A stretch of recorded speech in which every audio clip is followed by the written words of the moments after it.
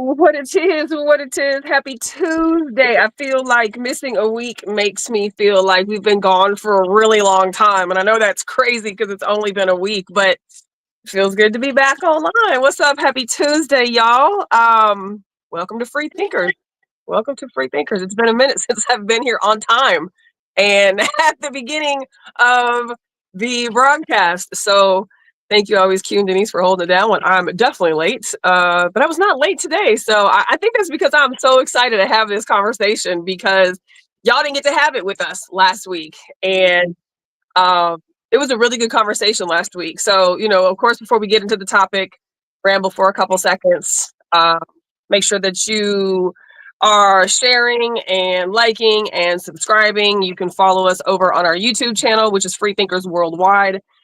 Hit the subscribe button, of course. You can chat with us in the live chat over there. Comments will pop up. Generally, we like to put them on the screen. So we do try to engage with those of you who engage with us as well. If you're interested in joining into the conversation, go to the Free Thinkers Facebook group page. And at the top, it's pinned. There is a StreamYard link for tonight's conversation. Click on the link. It'll bring you directly into the screen here, and you will be live with us having this conversation. Feel free to jump in whenever you need to, jump out whenever you need to. We generally go till 9:30, but sometimes we go over. So you can leave at 9:30 when you need to. I don't know. I guess we'll see how far we get tonight to decide what time we're going to stay till. But YouTube channel, Free Thinkers Worldwide, and then our Facebook page, of course, is the hashtag Free Thinkers. I've got it live on my page, so wherever you are watching from, please hit the share button and invite people into this free thinker space. All of our conversations that we have had since COVID started are found on our YouTube channel. So we have a huge library of conversations that you are welcome to go check out and see what it is that we do here, what kind of conversations we have, who are these people, what about this is important for us, why we love this, and why we want to continue to do this. So your support obviously makes a difference. Hit the share button. If you're in the comments section anywhere watching us, let us know where you're watching from. Let us know who's watching us. It's always cool to know who we are engaging with. Oftentimes after show is over, we'll start getting messages and texts and DMs about things that were said. And it's like, where we all at? Just the conversation, man. So if you're out there watching us, jump in there with us. Jump in. Post your thoughts. Let us engage with you. You don't have to come on live if you're not comfortable doing that, but definitely let us know that you are in the chat if you are watching us from somewhere. Tonight's conversation. So last week was our in-person, which we do the last Tuesday of every month. It's generally at the same exact place. So up at the food truck, all the information is on the Facebook page. And so the last Tuesday of every month, we meet in person for those that can. We start at 8 o'clock. We go till 9:30. Or Q calls the meeting at 9:30, but we usually go until 10, 11, 11:30, whatever. It just depends on how the night goes. So last week's topic was friends with benefits and no strings attached type of sexual relationships, intimate relationships. And so anytime we do a conversation in person, we like to follow up with our online folks because most of them didn't get to have part of this conversation. So we started it last week and it was a great conversation. So super looking forward to how dialogue goes here. In person, sometimes there's a little bit of a different energy than online because in person there is the safety of anonymity, right? The only people that know that you're there, who know what you're saying, are the people that are in that space. Whereas online, it's like, oh my God, my mom could be watching, my kids could be watching, my boss could be watching. Like, you never know who's watching. So if you were there at the in person, and then maybe you join this conversation, you'll see that there's obviously a little bit of a different type of energy to our in person versus our live. But we like to get down to the nuts and bolts, regardless. No holds barred kind of conversations, and asking, you know, real questions and getting real answers, right? Based on people's perspectives.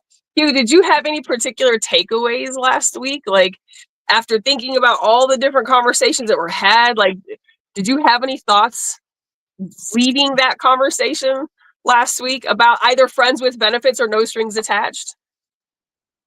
There was nothing, no thoughts that I had. I didn't really leave out with anything other than the initial thoughts that I came in with. Okay. Um, and Okay. those, for the most part, those are men and women are wired different types of ways. I So agree. because of that, then it's what seems like a good idea for one gender, it will probably not work the exact same way for the other gender in most cases. Now I did put several things out there as far as on either side, if you choose to play that game, how you can be successful in operating in a friends with benefits relationships. First thing I did was kind of broke down the definition, because a lot of time people say friends with benefits, but they're not actually friends with that person. So you got two different types. Some people use the term friends with benefits, but you're really not friends. Mm-hmm. There's a different Right. set of rules that you should abide by with those. That's more no strings attached. There's a whole different set of Right. rules. Friends with benefits is actually you are actually friends with this person. And after the benefits go away or cease, you will still be friends. Right. If you won't be friends after the benefits, then you probably Right. weren't friends in the first place. And you Mm-hmm. need to operate accordingly while you are merged in that dynamic of a relationship. Mm-hmm. Um, so I wrote out several things. Did you want to jump in, Denise? Well, I wanted to ask first, has anyone on this call, anyone in the chat, anyone on YouTube Yes, has absolutely. ever had 100%. a Yes. successful Yes. friends with benefits or no strings attached situation where Yes. both parties thought it was successful? Yes. 100%. For both You parties saying thought it you was. saying it like you don't believe it's possible, Denise. That's I very don't. possible. I do not. And I would like for the Really? person that you That's think crazy. it was successful with to confirm. Oh yeah. Oh man. Oh, it's so. You'd be surprised. You wouldn't. You'd be surprised. Nikki? But I think that also goes back to men and women being wired differently. Now, that doesn't mean that women can't be, that doesn't mean that women can't, you know, let's say, and this is a horrible, I don't, this is probably isn't even the right thing to say, but let's say women are, let's say their appetite is greater, right? And so they are having, more partners or engaging Who got a in, greater appetite? let's say, not because saying that women aren't, we're not excluded, right? Like, okay, so agreeing with what you said, that men and women think differently, that doesn't mean that women may not be out there fucking around. That doesn't mean that women aren't there, humping and thumping. Like, that's not to say that, oh well, women are like, we're the fragile dainty ones, we don't behave in those types of ways. Like, no, not to say that, but I think because generally women do receive that whole act in itself, I think differently. uh I think it's hard to. I think that a man could say that a friends with benefits and no strings attached situation went really, really, really, really well, and you ask that same partner, and she'd be like, "Well, now she might have fucked up by participating in a relationship dynamic that she was not emotionally prepared for, and that's where the responsibility comes into play with these types of risky relationships." But I don't know if that same woman and man who had the same relationship would often answer it that way. I feel you, Denise. If they know, it's listen. This is I'm gonna tell you something that I learned. Even if man, how do I start this? Women, absolutely, especially at a certain age, age range, women absolutely are okay, and many of them encourage and are looking for friends with benefits.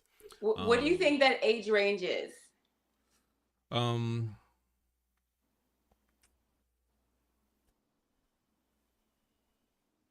38 to 52. And so you say that Me and Nikki fall in that range. Okay. But you say looking and encouraged, meaning yes. that other women are encouraging these women to... No. Women are encouraging the idea or concept of finding a man who's just a friend with a benefit, or finding a man where there's just no strings attached. Now, you won't see a lot of these women, and you would almost think that they rarely exist, but they exist, and they heavy out in the streets. Now, but this is you because you're a man. I totally have to 100% believe this you. is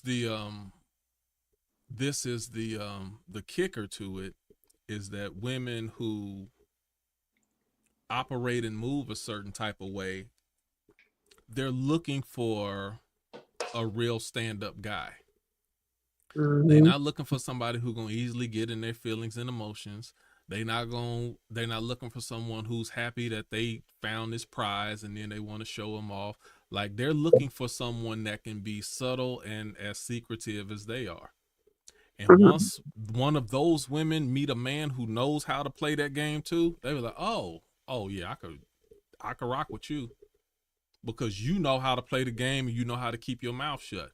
We could do whatever we want to do, have fun, have our time, whatever. And then you see me out in the club on a date with somebody else, then I might tip my, hey, how you doing, and keep walking. It ain't gonna be, if they know you know how to play the game, oh man,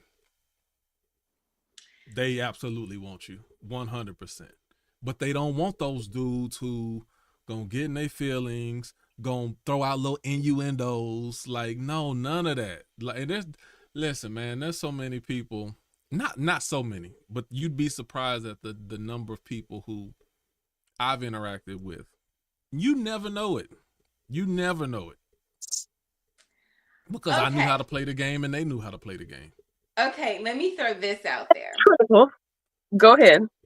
I personally think that most women who just want a friend with benefits or no strings attached, I am under the belief that this woman is probably hurt and doesn't either want to or believe that a man is going to give her all that she wants.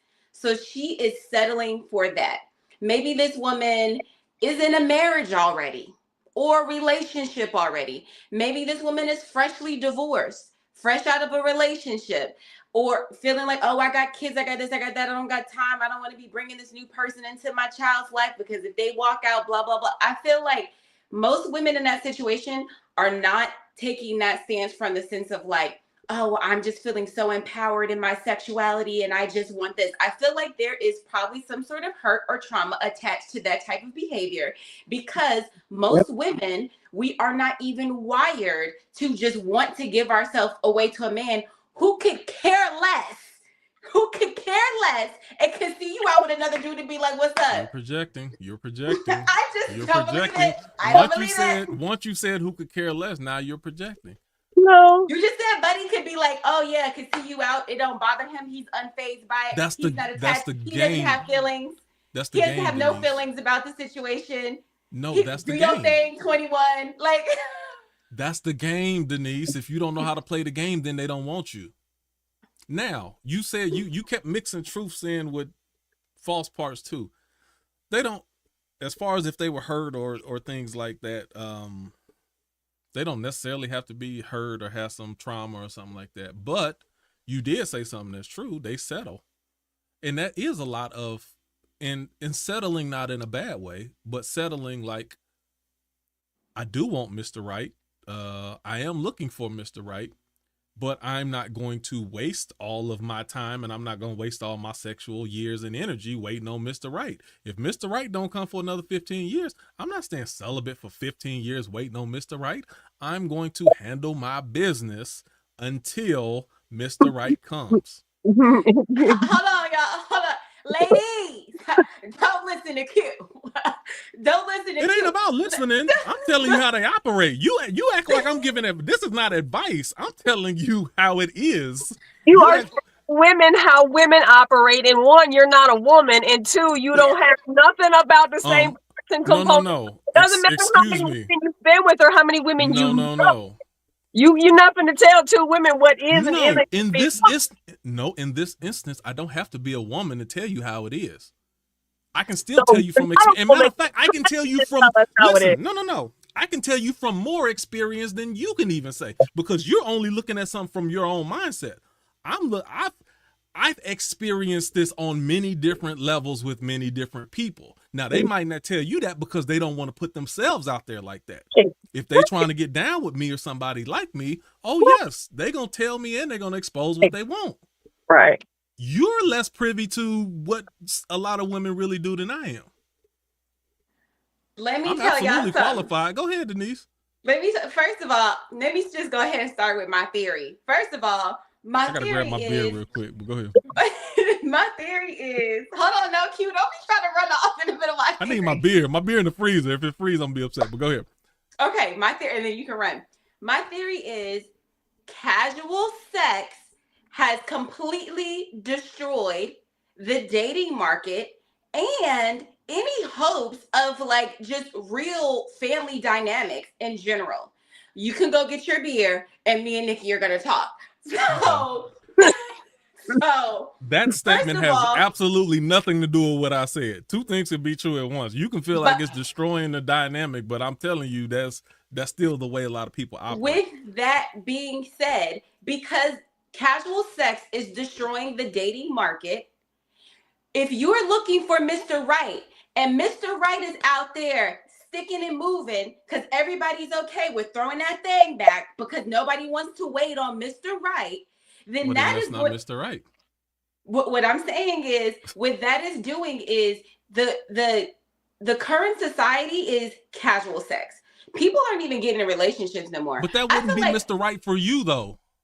Hold on. If Mr. Right is the one you want to be in a relationship with, that's who Mr. Right is most likely. No, it's not. Absolutely no, it's not. Right now. No, just because you want to be in a relationship with somebody, do not make them Mr. Right. You can want to be in a relationship with absolutely Mr. Wrong. That's not what she's saying. Waiting for Mr. Right. Waiting for Mr. Right. If you're she said, hold on. She said, tell me if I'm wrong. She said Mr. Right is the person that you want to be with. What I'm saying is, when I think of who Mr. Right is, I'm thinking of the person that I actually want to be with, not the dude I'm just casually smashing. But that's not Mr. Right though. No, hold on. Hear what I'm saying. What I'm saying is, if you are saying I'm going to have casual sex with this man while I wait on whoever Mr. Right is, but everybody's having casual sex. Okay. What is the incentive on taking your time to get to know someone else if everybody's just out here having casual sex? It's destroyed the dating market. Mr. Right can get cheeks from this girl, this girl, this. Like it's. Your issue is you don't understand the concept of friends with benefits or no strings attached. When two people both understand it, trust me. I mean. I can only just trust me. Two people can absolutely have an agreement, arrangement, know what it is. And so let me give you one of my rules real quick. This is one of the rules that I said yesterday. One criteria of friends with benefits. If you could see yourself actually with that person under a different circumstance or situation, you have no business being friends with benefits with them. See, and I disagreed with this last week. I agree with that. I That disagree. is See, when you dangerous follow those territory. rules, there was a person in my phase. Absolutely, we were cool. We were friends. We were cordial. I mean, we wasn't long time friends, but we were cool, cordial friends. We would hang out, this and that. That person and me had no thoughts, ideas. We did not want to be together under any circumstance. Right. So if situations change, if this and this, Right. no, we still wouldn't be together. We enjoyed each other's company, Right. and we enjoyed the benefits. And that person actually found someone. I'm like, oh, cool, that's what's up. During your And time, they went on to live happily ever after, and everything was all gravy. during your time. Right. This was during my single period. No, I'm saying during your time where y'all were friends with benefits, they found their forever person. Was Yes. Mm-hmm. So the reason I said It does nothing to me. I didn't want to be with them, and I knew they didn't want to be with me. I'm shocked that they were even able to be vulnerable and open up to someone else when they were having sex with you on the side. But if they were mature enough, if they were emotionally mature enough to agree to enter into that contract, then it does work for both parties. Usually somebody kind of fucks it up somewhere along the line. But the reason I said that I disagreed wasn't because you get into a no strings attached or friends with benefits situation as a placeholder, hoping for something later. I don't mean that. I said I disagree because, because we talked about it last week when everybody was sitting around the tables, is what if you get into a friends with benefits situation, not a no strings attached, because that's even less emotional attachment of any sort, right? Like that's literally nothing, right? But a friends with benefits means, like, again, we would hang out if we weren't sleeping with each other. So we've obviously got some things that are common. Now we don't enter into this friends with benefits situation with a pause on maybe we'll get into a relationship later, but maybe we enter this friends with benefits situation. One or both of our situations eventually, may change. Who the fuck knows? And we end up being like, damn, I kind of like you. I kind of like you. Like, so I don't think you should ever enter into a friends with benefits situation with the expectation that anything is going to come out of this. You should actually think nothing's going to come out of it, right? Except the agreement that we made to have, non-committed sex with each other and, still be cool with each other, right? But I don't think that it's off. I mean, let's be honest. Given the Probably parameters. the biggest problem with people who have an issue with that is you'd have a hard time having good sex with someone you don't have that intimate connection with. Is that right? Say that again? Big facts. Okay, so Denise, this is so simple. Say that again? I said the main issue that you two are having is that you would have a hard time having enjoyable sex with someone you don't have an intimate connection with. Never had enjoyable sex with so Denise, so just realize that your opinion is disqualified because you only speak. I'm saying you speak for a good percentage of people, but that percentage, whether it's I can't tell you whether it's 30% or 50% or I don't know what the percentage is, but there's just as many people, especially gender wise, but even when it comes to women. Well, even if it was 60%, there's still 40% of women who can have enjoyable sex without having this intimate connection. So, like, your thought process is just not gonna connect when it comes to this topic. Okay, I got a question. Mm-hmm. Have you had your best sex with people you've had an intimate connection with, or people you just like, doesn't even matter? Where have you had your best sex? And by best sex, I don't mean wild sex, because the wild sex isn't always your best sex. It's just like, oh, this is some freaky shit. So your brain is like, oh shit, some freaky shit. But when you break it down to what felt the best, was it with someone you were intimate with or someone that you're just casual with? Both. If I gave you my top 5, it'd be a mix of both. So let's say top 6, it would be half and half, you think? Yeah, absolutely. Really now? Yeah. What do you qualify as good sex?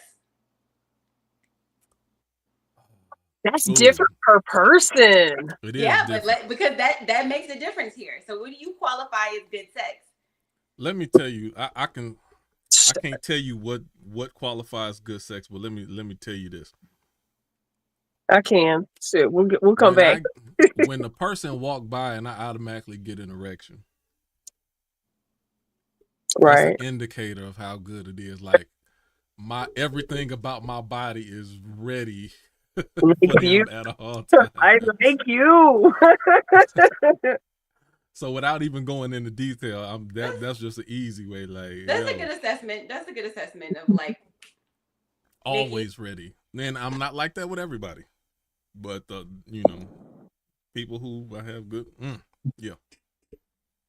So you just went back to But to that point though, I mean, as a woman, is that not like the biggest fucking compliment when you know, especially when you meet up with somebody that you dealing with or whatever, and he just can't help it, like off rips, like shit, my bad, like that's what you do to me when I see you, like you can't be mad about that. That's a great response. I personally enjoy that response out of somebody I'm fucking with. I'm like, that's because that's an automatic thing, you know, like that's shit. That's you ain't had to talk to him to make it do that. It jumped on its own. Like, I appreciate you, boo. You know, what makes good sex? Attention to detail. Attention to fucking detail, and just listening. That's it. Whether it's listening to words, listening to breathing patterns, listening to whispers, listening to the body, all the above, like, and attention to detail. You know, you might not be the biggest or the longest or the thickest or the biggest boobs or the biggest butt or the, you know, juiciest whatever, like, but if you know what you're doing with your body, with the human body, with your partner's body, you could do a lot with the body and still be very satisfactory across the board. I think that's what makes good sex. If it's not satisfactory across the board, I don't think it qualifies really as good sex. Yeah. I believe like there has to be, for me, there has to be passion. Mm-hmm. If there's no passion, what are we even doing here? You can't have passion. You can't have casual passion. No, not really. Yes. Like, and you have casual passion, but it still has to be intense. Like, it still has to be real for that moment. I'm like sapiosexual, so I'm just very like, if I'm mentally stimulated by someone. Somebody told me I was too. And so I need a lot of things there. So then it's like, so you got to be passionate. When it comes to sex, I ain't no sexual. Really, I'm actual sexual. And then the other piece is, there needs to be completion for both parties. If you are not bringing the other party to completion, it just simply is not good. Like, I'm sorry, because it's selfish. It's just not. I done had this. Do you tell men? Have you told men before? Yeah, I'm like, bro. Straight up. Like, straight up. 15, 20 minutes. Like, how much time do you need to come back and finish the job? Mm-hmm. Like, Mm-hmm. job finished? No, job's not finished. So, like, and my thing about that is it's cool. Like, I get it. Sometimes shit happens. Like, you know, sometimes it's just good and it just be like that. I get it, right? But like, you better have the fucking wherewithal and the common sense to know she didn't finish. Let me get back to work. Let me do something. Let me get to work so that, you know, she don't leave here talking about what she. There are other means. You know, there are other means. Seriously. Yeah. And don't play the I didn't know card. Oh my god. I'm gonna let you know. I can't. Yeah, I'm gonna let you know. I think one simple conversation you should have with someone. Ooh, that second shot of tequila was strong. The hell you doing over there? About to go to sleep after this. It's gonna put me right to bed. I was gonna say, simple conversation should be had. Question is, can you receive as a woman, can you receive orgasm from oral sex? If you can receive an orgasm from oral sex, then we get that knocked out right now. So you're gonna get the first one out the way. So anything after that coming is a bonus. Now I know it ain't the exact same, because I know the orgasm you get from oral versus penetration, two different things. But You Mm. will get yours on some level first, and then anything after that, then we about to have some fun. But Yeah. that's why also like wouldn't a you just? partner that wants to please. Like That, even if you can't, let's say you can't get it done through that penetration, part, but you're like, I want to please you. My that part. aim is to please you. Like Always. that's Man, A1. That's what it should be. I think one thing that needs to be talked about with friends with benefits and no strings attached is like, can you do the job? Like how many times you've gone into a situation with someone like, okay, this is what we're doing, and they can't even get the job done. yes, probably. See, and that's why for me personally, I don't like Smack asked he asked at the in person, he asked everybody, he's like, how many friends with benefits, do you entertain at one time? Like, how many people got friends with benefits right now? I was like, zero. Like I go a majority of my year completely abstinent, like because I've gotten to the point in my life where I've always kind of said this, that like I gotta feel you out. Like I'm not a no strings attached person. I know that about me. I gotta feel you out. I'm gonna stall you out for a while. Like I don't even have to really like you like that, but I gotta have a connection to you. I gotta vibe with you. I gotta like you of some sort. You gotta turn me on emotionally, somewhere, physically. Like you gotta do it for me.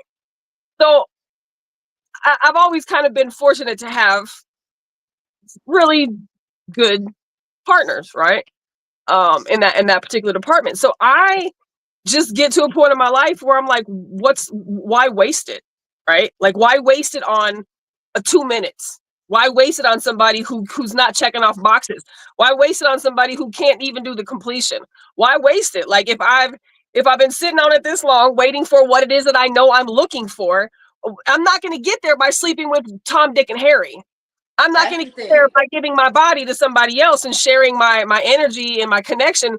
Like I get it. I get the whole sexual liberation and fucking the fuck because it feels good. Because yes, it does. Yes, it does. Like nobody said it doesn't feel good, but it gets to a point where, like you said, everybody's just fucking. It's Yep. changed from culture.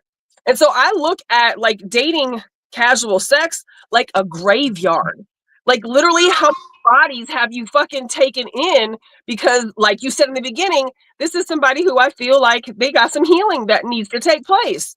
Because when you sit and you really value yourself, and me coming from a woman's perspective, because we're the ones who are generally penetrated as opposed to being the one that penetrates, right? There's something different in me as the woman, in comparison to a man, I feel like. And so, so you think about a graveyard, like how many dead ass bodies are you collecting?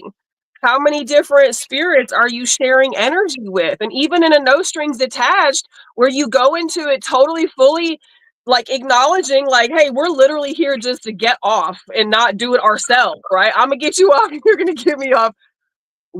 For fucking what? For what? Right. For what? For what? If I love me enough and I value me enough and I want what I want and I don't want to keep repeating bullshit behaviors and I want to get closer to what I'm trying to get closer to, sleeping with something just so that I don't have to masturbate, or sleeping with because that's the only reason you should be doing it. Not for a moment of love, not for a moment of attention, not for a moment of affection, because all that shit's fake. Yep. And if you're allowing yourself to think that this is attention, it's not. You're just being used so that the person doesn't have to masturbate. Yep. And so honestly, fuck it, I'd rather just do that instead of collecting dead bodies. I agree. Bodies. And so one of the things we talked about last week was how many people, probably more women than men, go into these situations, these no strings attached, these friends with benefits, one, calling everybody a friend when really they're not. So you totally judged what the dynamic is to begin with. You shouldn't be You're doing a expecting lot of anything projecting, from this Nikki. person. But Will they two, take you to the airport and pick you up from the airport? You're doing a lot of projecting. You're doing a lot of Right. Maybe some people are doing it because it feels good and they enjoy it. Just because you don't enjoy it that type of way, then that don't mean that the next person, they like, no, I'm really having fun right now. it feels good. But to a lot of people, does it feel good later? Does it feel good after over? Yes, to a lot of people it does. Of course. Not everybody it doesn't. Everybody it doesn't, but a lot of people it does. I think a lot of people are also lying to themselves. Yep. Okay, and a lot of people are not lying to themselves. don't You disagree. are true. A lot of people do. And a I lot don't of people have sex for the wrong reasons. But that there are some people who are absolutely secure. They know what they want. They know what they ultimately want, but they know it's short-term goals and long-term goals. of course. Long-term goals, I want to find a husband, have kids, and live happily ever after. Short-term goals, I want to bust a nut and feel real good after I get off of work. Both things can be true at the same time. This is the thing, Q. You say yourself that you shouldn't create an appetite for something that you can't like maintain, right? Mm-hmm. And so my thing with this friends with benefits conversation versus someone who's actually looking for something long term, you are not creating a space for a husband.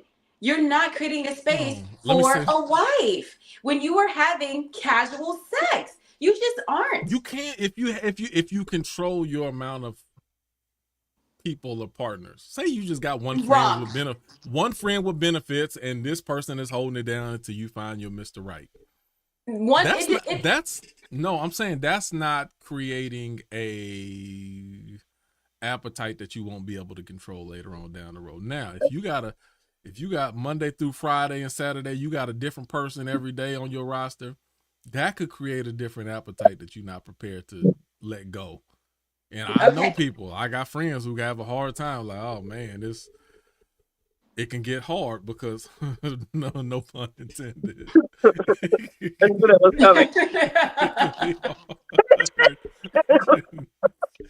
When you used to a variety, and then all of a sudden you say, okay, I'm gonna eat steak and potatoes. I like steak and potatoes, but eating steak and potatoes every day is different versus when you was, eating steak and pizza and lobster and shrimp and you had a different entree every day. It's different. I don't think it matters if it's 1, 2, 3, 4, 5, 6, 7, 8, 9, 10 people. When you are casually having sex in terms of preparing yourself for the thing that you claim that you want, when you are having casual sex like that, all willy-nilly, and this person probably, you might only be sleeping with them, but they might be sleeping with whoever knows what, and they bringing that to your bed. That don't matter. And if you and Q, know better than anybody about when it comes to soul ties and all that kind of carrying on. So in one breath, you're like, oh, you could just casually have sex and still prepare for a husband. But you ain't talking about all the people that you just brought into your bed, even though you're Denise, sleeping with one person. You are wrong on that. How, Sway? Let me tell you, it absolutely makes a difference if you have one partner versus multiple partners, especially for a man. Because again, if we are talking about relationships in an American society, for the most part, we're talking about monogamous relationships. Are we? So even if you're having a friends with benefits and you have one friend that you having these benefits with, even if it's not exclusive, if it's not intimate or romantic to the degree that you want it to be, it's still exclusive and it still is training for monogamy on some level. If you got 5 or 6 different people that you knocking off throughout the course of a week, that goes against monogamy. Right. And it's going to be hard for you to reel it in when you find Mrs. or Mr. Right. Who do you know that is in an exclusive friends with benefits? People don't exclusively friends with benefits. You friends with benefits because you don't want to settle down. Thank you, and you trying to knock down more than one thing at a time. Thank you, Denise. So one of the things that I wrote down is their relational business is not yours. So we agreed that was no strings attached. Yes. No and strings if it's friends with benefits, then it shouldn't matter to you anyway. Not supposed to matter, but it wouldn't be an inappropriate question for the dynamic agreement. Yes, correct. Ask if no the person strings attached. You have no business asking about who else they dealing with, who else they messing. You ain't got no business even asking. No, nothing. Unless y'all raw dogging, which you probably are. No, but you still should have not be. Again, you shouldn't be raw dogging. All right. You should see it's just like even when you having sex with somebody you're not married to, even if you are married, but you don't think about it that way, but you should assume that every person that you're with, you should treat it as if they're having sex with other people. Like you should protect yourself in a manner as if they are having sex with other people. Because you don't know. Half of marriages end in divorce, more than half, and the majority of those, there's some form of infidelity on some side or another. That's just an automatic thing that you should expect. So you should always be protecting yourself, with the exception of if you're just trying to have kids and you still taking a risk. That's all the time. But even so, okay, if you raw dog, and then that's just your choice. You just chose the raw dog. But just because they told me, whatever they tell you, you shouldn't even be taking that in. You're not in a relationship, so they don't. But you're friends. No, that's no strings attached. Oh, so this only applies to no strings attached. No. It applies to everything. So this is what I tell. This is what I tell my son. The benefits has a little bit of a different rule set. No. Let me tell you. This is what I tell my son. If we walking across the street, we got the green light, we got the walking signal. I'm like, hey, look both ways, pay attention. Even if they telling you could walk and you got the right of way, you make sure that you're paying attention. Right. Because the whole question is, who's in the right? I could be in the right, but if I get hit by a car, I'm the one going to be effed up. So it's always up to me to protect myself, whether they're telling the truth, whether they lying, whatever. I always make sure that I'm protecting myself because I'm the one that's going to get hurt out of the situation. You always got to look out for yourself in situations like that. So I'm like, I tell my son, I said, whenever you at a crosswalk or crossing the street, the car always has the right of way, even if they right or wrong. Yeah. Because if there's a mix up and something happened, you going to be the one that's hurt. You going to be the one that's going to be limping for the rest of your life, if not dead. So you always treat it like, man, some people, I don't know whether they paying attention or no, hey, you got it. Go ahead. Nope, go ahead. Because I'm going to make sure that I'm healthy at the end of the day. And that's the same thing when you're talking about with sex. I ain't going to sit there and they told me they wasn't messing with nobody. Really? Is that what we going to do? Right. That's they told me they ain't messing with no. Right. And you just went along with that. You like, all right, well, I guess I go here raw. Like, so that's the whole line. I let them bust it like talking about. People be lying to themselves. So in a FWB NSA Anna situation, said, how do you get in? Can you put the link in there, Nikki? I did. Okay. So you got the I tagged her on the instructions. So in a friends with bennies and no strings attached situation, the rules should be no raw sex ever. Q? Enter at your own risk. Like, know what you getting into before you do it. Look, if you ask me, like, you gonna ask me like I ain't never went in raw. Sometimes you just roll the dice. Especially when you're doing this for a long time with the same person. And let me tell okay, ooh. Dang. All right, let me tell you the dangers. And this is for married people or divorced people. You really got to be careful. But and the reason I say that is people who I've only really been in long-term relationships. I was in a 4-year relationship before I got married. And then I got married and I was in a 10-year relationship. And then I'm somewhere in 7. Like, there's only small pockets of time when I was actually single. So when you in these monogamous relationships with people for long periods of time, you get used to going raw. You get used to going raw and trying to put on something it's not in your nature to do, even though you got to do it.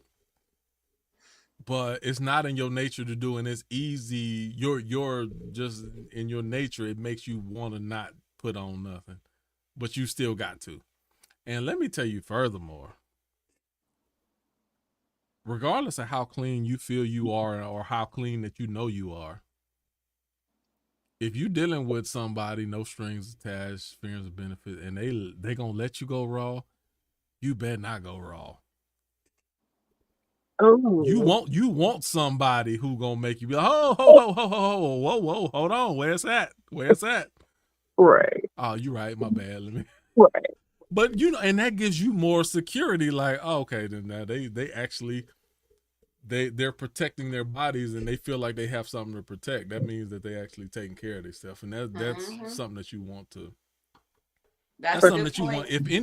If anybody who would just let you go raw, you definitely should not be going. No, they definitely that should be a pause. Absolutely. They definitely sleep with other people unprotected for sure. Yeah. So let me give you one last thing. Lambskin, fellas. Let me tell you this: if you get the lambskin, they have a condom education. If you get that lambskin, you gonna be all right. You will be okay with wearing condoms if you get that lambskin. I heard those have pores and they don't protect. It give you enough. Enough for what? To protect against what? If it got pores in it and the stuff come through, whatever comes through. You might as well take that bad boy off and get the full feeling. Let me tell you, fellas. I heard they got pores in them. I did too. I heard that back in junior high. It gives you about 70%. Like, okay, condoms give you like 90%, and I heard lambskins gives like 70%. It's a lesser percent. But my 70? God, I can't take that. I can do this. Listen, I can do the 70. So it says, lambskin condoms, also known as natural condoms, are a type of external condom that's worn over the penis. They're made from the intestinal membrane of a lamb. So these external condoms are a truly natural animal product. Lambskin condoms are an alternative male condom for people with latex allergies. Unlike traditional latex or polyurethane condoms, lambskin condoms are not effective at preventing the transmission of STDs due to their porous nature. So I think that it has a higher percentage of preventing pregnancy, but I guess fucking sexually transmitted diseases wiggles on through there a little bit easier than I ain't in there long enough. For that. Don't hey. 98% effective. Don't listen to Q, y'all. You said how effective is it? It says lambskin condoms are 98% effective in preventing pregnancy if used correctly every time you have sex. This means for every 100 people who use lambskin condoms, 1 or 2 will still become pregnant. With the typical use of the condom's effectiveness drops. It says with typical use, the condom's effectiveness drops to 87%. Oh, you said, hold on, say that one more time. With typical use, the condom's effectiveness drops to 87%. 87% is still a good percentage. I mean, but this is where women need to take advantage of their menstrual cycles and track your periods and know your fertile dates and know, like, what's hey, the percentage of contracting STDs while wearing? I do want to know that. Like, what did they say the percentage of? That's what I want to know. Well, it says 98. Well, it says 98% effective in preventing pregnancies, but it says it is because of the porous nature. It is not 100% effective in preventing. Well, ain't nothing 100%. I just want to know what the percentage is. If it's in the 70s, I can deal with it. It's not giving me. You'll risk 70, like the other 30%. Anytime you're having sex with somebody, it's always 70. 70% is good, even if you're married. Shit. Damn. Okay, listen to this though. We're gonna get a little. Okay, listen. Since while effective in preventing pregnancy, lambskin condoms are not used for the prevention of STIs. This is because lamb and sheep intestines have pores measuring roughly 1,500 nanometers in diameter. This is 10 times larger than the size of HIV and 25 times larger than hepatitis B virus. While bacterial STIs like gonorrhea, chlamydia, and syphilis are bigger than STIs and HIV, herpes, they're not small enough to pass through the pores. So it doesn't even give percentages. It just says which ones are more likely than others. Yeah, that's so the ones that you can't get rid of are more than likely to come through that pore. So go at your own risk. knowing that Anytime you having information. sex, then you having sex at your own risk. I'm telling you that. I mean, that's just one thing right now. They have the thin traditional condoms though. And you can get so there is a lifestyle. It's a lifestyle. You get lifestyle bear skin. The ultra bear thin skin joint is very good as well. Yep. Get the ultra thin joints. Don't get the ones with the pores. That's what I'm saying. It's called bear skin. It's the ultra of the ultra thins. And if you're gonna be out there, those are good too. Get tested. Like, of course, like a person can have sex after they've been tested, but if they're willing to go get tested, like, I feel like the likelihood of that person maybe coming back with that. But let's be honest. Right. Even when you raw dog and having sex when you marry, you're still taking a chance. Well, absolutely. I don't want to ever feel like I'm taking a chance in a marriage. You better feel like that. That's absolutely. Marry a person I feel like would put me in a chance situation. That's my safe zone. That's the whole fucking point of being here. This is supposed to be my safe zone. Yeah. You're taking it. You need to see. You got to get out that mindset. Getting pregnant. That's the only worry we have is getting pregnant. Otherwise, I should never, ever, ever, ever, ever, ever, ever, ever, ever, ever, ever, ever, ever have to worry about a motherfucking thing if we're married. Ever. What? Say that again, Nikki. You said you ain't got to worry about nothing if you married. No, I could have to worry about being married, having unprotected sex, is getting pregnant. Never about an STD. Ever in my fucking spirit will I worry about getting an STD. That's a reality, though. That's a reality. If you don't operate in that reality to some degree, that's why I said you always taking a chance on to some degree or on some level. No, I couldn't be with somebody that I can't trust like that. Yeah, I'd rather be by myself. What do you mean you can't? No, meaning that my husband, the one I can't trust.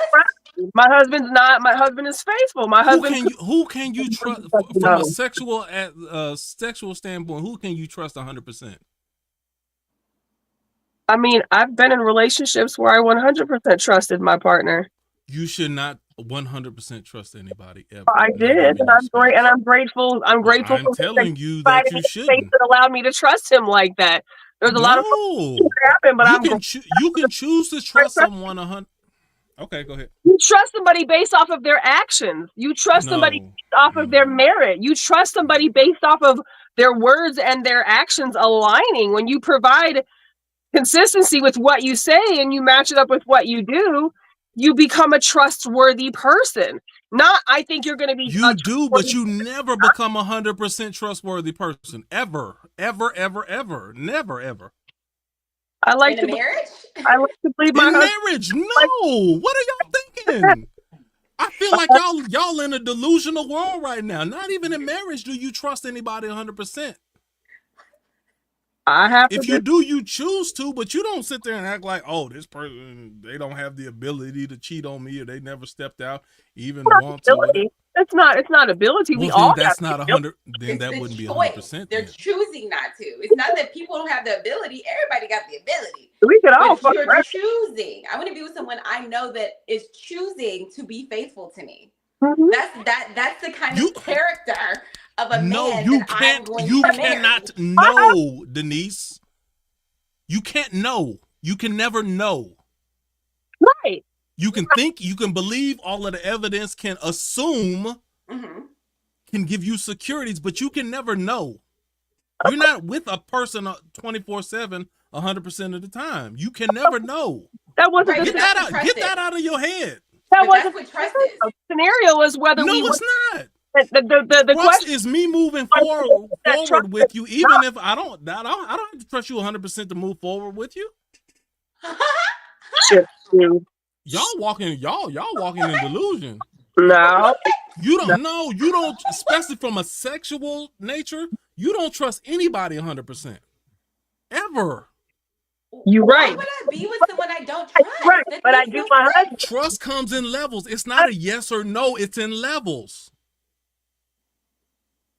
If everything that they do leads me to say, yeah, I should be able to trust this person, then I will trust them.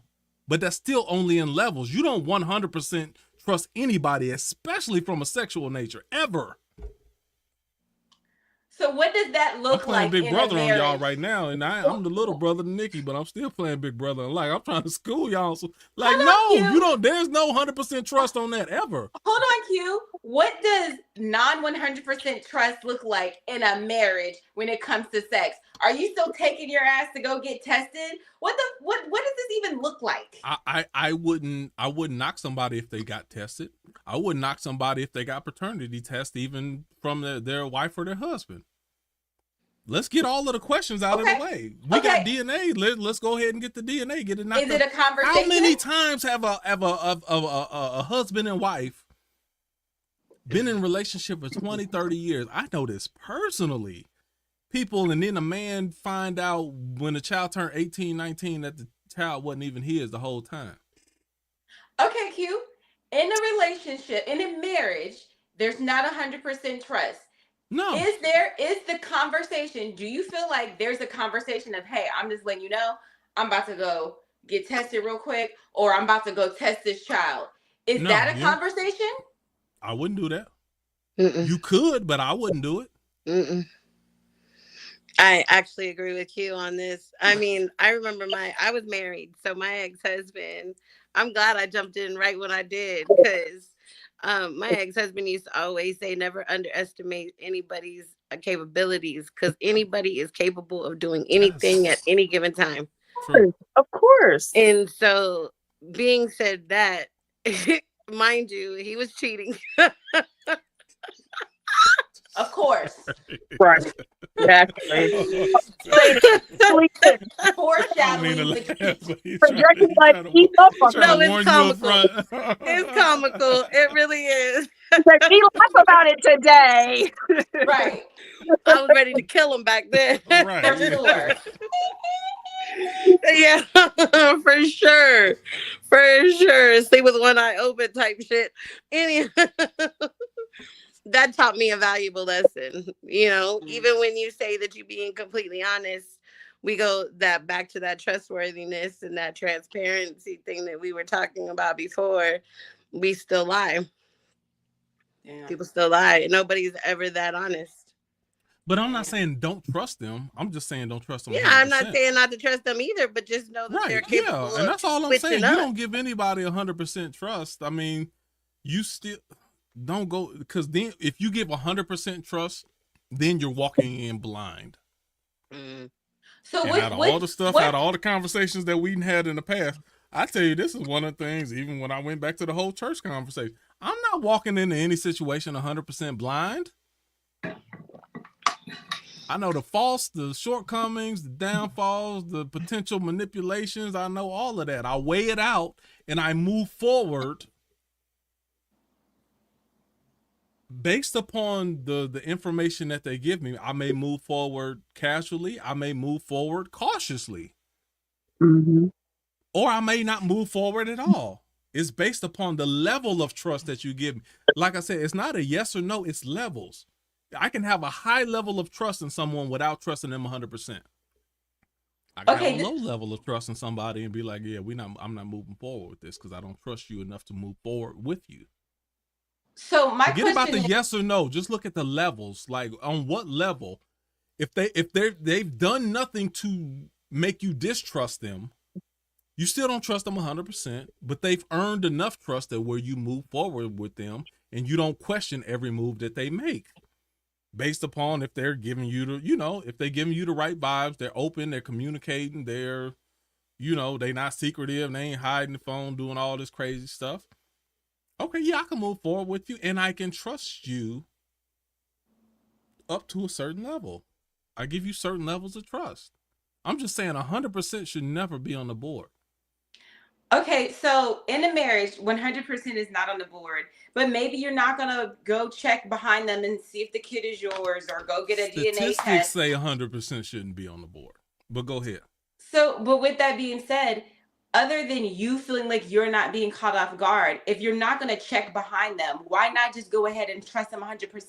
You're not checking behind them to see if their work is right. So why not? That's a good question. What purpose does it serve? So Denise, I say it like this. This is going to sound weird. Let me know if it makes sense to you. I can operate as if I trust you 100% without actually trusting you 100%. What does that do, though, is the question I'm trying to get the answer to. What do you mean, what does that do? What does it do for you? How does that, what purpose is it serving? What this does for me is, really what it does is it protects you from being blindsided. Always, I can operate with you as if I trust you 100%. But if you, at some point in time, act like a human being and you F up, I'm not completely blindsided by that, because whether it's relationships, friendships, whatever it is, I expect humans to act like humans. How they're going to act like a human, I don't know. But when that time comes, it doesn't surprise me. I'm like, oh shit, damn. How is that an enjoyable life if you're always like got your head on a swivel with all situations? It's more enjoyable. I expect humans to be humans. If I'm in a relationship with you, whether it's relationship or friendship, I know you're going to cross me or cut me at some point in time, whether it's now or 30 years from now. You're going to do something that's going to rub me the wrong way. And I'm prepared for you to do that without actually knowing how it's going to happen. But I know that you're a human and you're going to do some human type stuff. And I know that I'm also going to do some human type stuff that might rub you the wrong way. Can you move forward in this relationship? See, the biggest problem is when people have this, I can't believe that they did this or they said this. Why can't you believe that they acting like a human? And it don't change because you're in a relationship or a friendship. Whatever the ship is, that connection is there, and they're going to do something that's going to rub you the wrong way. How do you deal with it? And if I've already prepared for the possible scenarios of how they could do it, then I'm also prepared to respond to it quicker versus, oh man, I'm devastated now. I don't know how to come back from this. I can come back from anything in a relationship.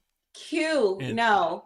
Rubbing someone the wrong way and doing something against a vow that you all decided together was good. That's not the same. Stop. That's not the same, Q. That's not the same. You rub somebody the wrong way and then you completely lie and manipulate. Those are different things. Right. Rubbing somebody the wrong way is talking to them a little crazy. You didn't come up with them. Not rubbing them the wrong way. Denise, I'm sorry. You didn't come up with them vows. The preacher and somebody 100-something years ago, 200-300 years ago, came up with them vows, but and we just repeat that shit. We don't believe it. You committed to those vows. You could have chose something else. You could have been like, "Hey, our agreement is." Our agreement is we fuck other people sometimes. No, you're not, Denise. Because the instant you try to modify, till death do us part. They were like, "What you mean? You want to modify that, or you want to change the wording on that?" No, you're just gonna go along with it because that's the acceptable thing to do. But you can decide what the agreement will be. If the agreement is sometimes you fuck other people, that's the agreement. No. But if the agreement is not that, you guys broke vows and that was manipulative and you guys lied. That's not the same thing. Everybody's lying. Denise. Do people say till death do us part? Yeah. And it's over 50% of people in marriage get divorced. Well, most people who get married probably also shouldn't be fucking getting married, but that's where this whole fucking conversation. I'm saying, why in the world would you take any stock into what somebody repeat? You didn't come up with that. The preacher said, "Repeat after me," and you repeated that ish. That's the problem. People got to do stuff that works for them instead of trying to even do if they do it, they still don't mean it because people are more led by their emotions. That don't mean nothing. And I know from the get-go, when people say that, what does that mean? It don't mean nothing. It mean we gonna hang on as long as we can, and we gonna work this out, and we gonna stick to it. Man, please. Well, said till death. You said till death do us part. I have higher expectations of the sanctity of marriage, and I don't even get down with all that bullshit. But like, so would you even do vows? Would you do vows, Nikki? I would like if I was in a place where I was with somebody who we wanted to spend our life with each other, that we'd write our own kind of vows and do our own kind of ceremony. Like I Okay. don't even know if I want to legally get married to another person, Right. because the legality part is fucking stupid. But I wholeheartedly subscribe to the sanctity of what marriage So, is between Nikki, people. for Otherwise, you, Nikki, girlfriend forever. Nikki, what will be smart for you is you should reject the notion of just repeating vows that the traditional vows that said, Oh, of nope, course. we not doing that at all. Right. Because that ain't Doing that even no coming from way. you. You just reciting what somebody else said. I need you to come up with your own vows Absolutely. so that you put your word out there and you stick to the word that you said, whatever that is, and then I get to choose whether or not I go along with it. Well, my words is definitely going to be we telling the truth around here. Goddamn it, we got trust being the top level, the top tier of expectations for this marriage. For me to be able to give to you in the way in which I need to give to you, and for you to be able to give to me in which I need to be able to give to me, you to me. Like, yeah, trust has to happen. Otherwise, I will just stay single. I will date. I will not date. I will just not make that type of commitment with another human being. Marriage is not the Okay, same. so are you saying that every you also other going to stay celibate? Huh? Are you saying that you're also going to stay celibate? Yeah, it's not a hard thing to do. Being celibate's not a difficult thing. It depends on your value system. Absolutely, it's not hard to be celibate if you know what you want and you know what you don't want. I think it Don't fuck depends on around the with way what you that don't want while you're waiting for what you do want. I hear you. I think it goes beyond your value system. For some people, it depends on maybe your value, but some people are wired differently. I'm not saying that's me. I'm not saying it's you. I'm saying some Right. people are wired differently. That's all. I think that goes back to the injuries. I really do. I think that goes back to unhealed wounds, because I think that we all have the capability of having discipline of our flesh. It's just our wounds, the voids in which we feel emotionally, make us think that attention and affection and love or any fucking thing from another human being lets me feel something that I'm not feeling right now. And since it's not drugs and it's not alcohol, I'll let it be this fake ass connection to another human being. And it feels good for the moment. And yes, I had a great fucking orgasm and she sucked my dick and I got some head and the shit was good. But am I void still when this shit's over? Yes. It's easy to say. It's easy to say abstinence when you give a fuck about yourself, actually. Yep. And I'm not So- knocking people who are promiscuous or people who are all about the whole sexual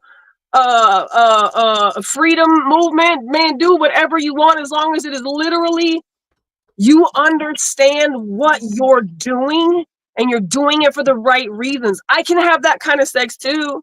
And But to Denise's I'm point, not even that type of person. I'm not an over sexual person myself, but I still go back to what, and Stephanie was on here. She said this many months ago. She talked about just the type of hormones that was going through her at one point in time made her feel like she enjoyed or wanted a certain type of thing. When she had those hormones replaced or removed or adjusted or whatever, she no longer had that same type of thing. I'm just saying, Healing. We That's what keep I heard. assuming that we keep talking about it like it's just a choice versus it being something that's internally inside of you, whether it's your hormones or if you want to call it your nature or whatever. It makes a difference. And I'm saying if we only look at the way that we feel in a situation versus, oh, well, I can turn it down and I can stay monogamous, then how come the next person can't? They might not be wired like me. Their hormones may not be connected the way that mine are. And I think it's just short-sighted for me to only view sexuality from the way that I can see it. No, it's not that. It's not even why can't other people do it as so much as like what Nikki was saying. Like, you need to know, like, when they talk about emotional intelligence, what I thought emotional intelligence was at first was just being aware of like how I'm feeling and controlling how I'm feeling. That's it. No. Okay. What I found out is that emotional intelligence is me being aware of how I feel, me being aware how I feel affects other people, and me being aware how other people feel and how other people feel affects me. And when you actually look at it from that lens, the likelihood of you just having casual sex, it goes down quite a bit. I disagree. You're saying that from a position that other people are not in. That's not true. the likelihood of a casual What do you mean, the sexual likelihood? relationship being a healthy relationship from you from a spiritual, mental, physical, emotional aspect are very low. So my Let me tell issue with you, Denise, they're is low. everything that you're saying, Mrs. Freethinker, everything that you're saying is coming from a place of how you personally feel. Your entire opinion is based off of how you feel and how whatever is running through your body, how it makes you feel, and you're formulating an opinion based off of that, but not based off of a larger mass of society that doesn't operate in the same way that you. Okay, So because can I say this? I'm gonna let y'all go. I am though, because you just told me that when it comes to a sexual relationship, you should, or any relationship, specifically sexual, that you really shouldn't even trust the person you're married to like that. So no, that's statistics. Forget about that. That's not even a personal opinion. I'm speaking statistics on that, but go ahead. Right, let's stick to the facts though. So from a health standpoint, from a physical health standpoint, you are putting yourself at risk. That's the first check. Boom. Let's get to the emotions. Every time I drive to work, I'm putting myself at risk. But all I'm saying is from a I guess you're right. The balloons just went off, but go. What I'm saying is that it is at risk to your health to have casual sex. And I'm just going to go down the list of reasons why. So it's a risk to my health to be drinking this beer and these tequila shots. You're right. You're right. And it's a risk you don't got to take. But you are taking it. I know, but we chose it. Taking it. Then you got the emotional. You got the emotional piece.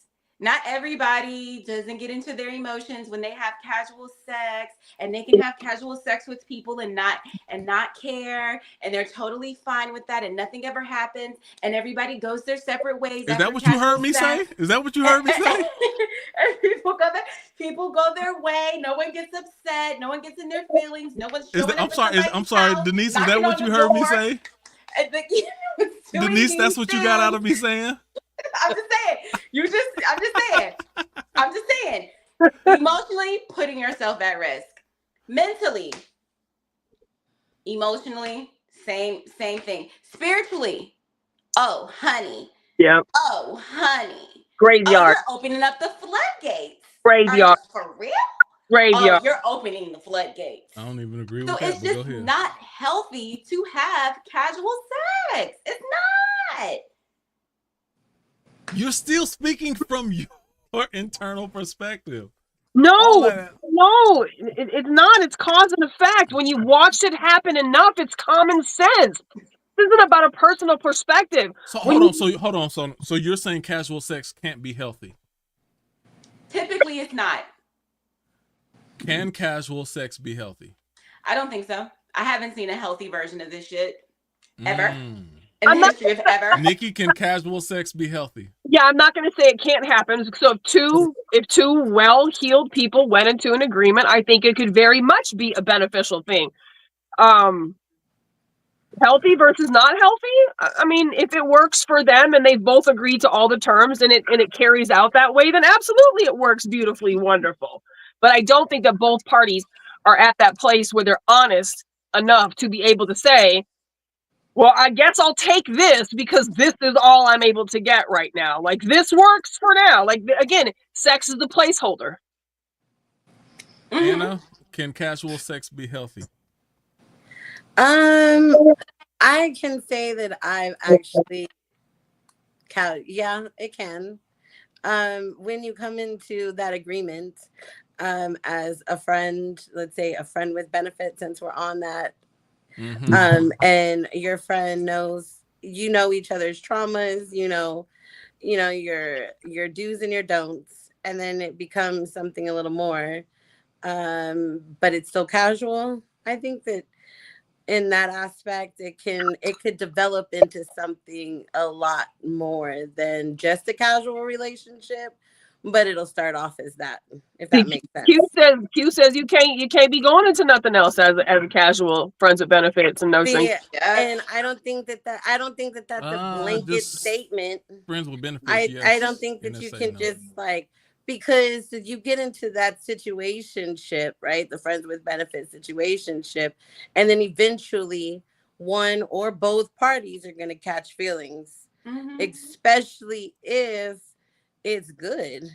Let's be honest. You know, men are ruled by their physical satisfaction, and women are ruled by their emotions.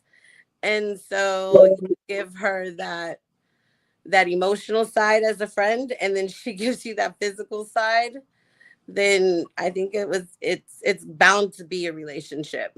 I think that both of those two candidates are terrible fucking candidates for friends with benefits. Both of them. Neither of them should be entering into a friends with benefits situation.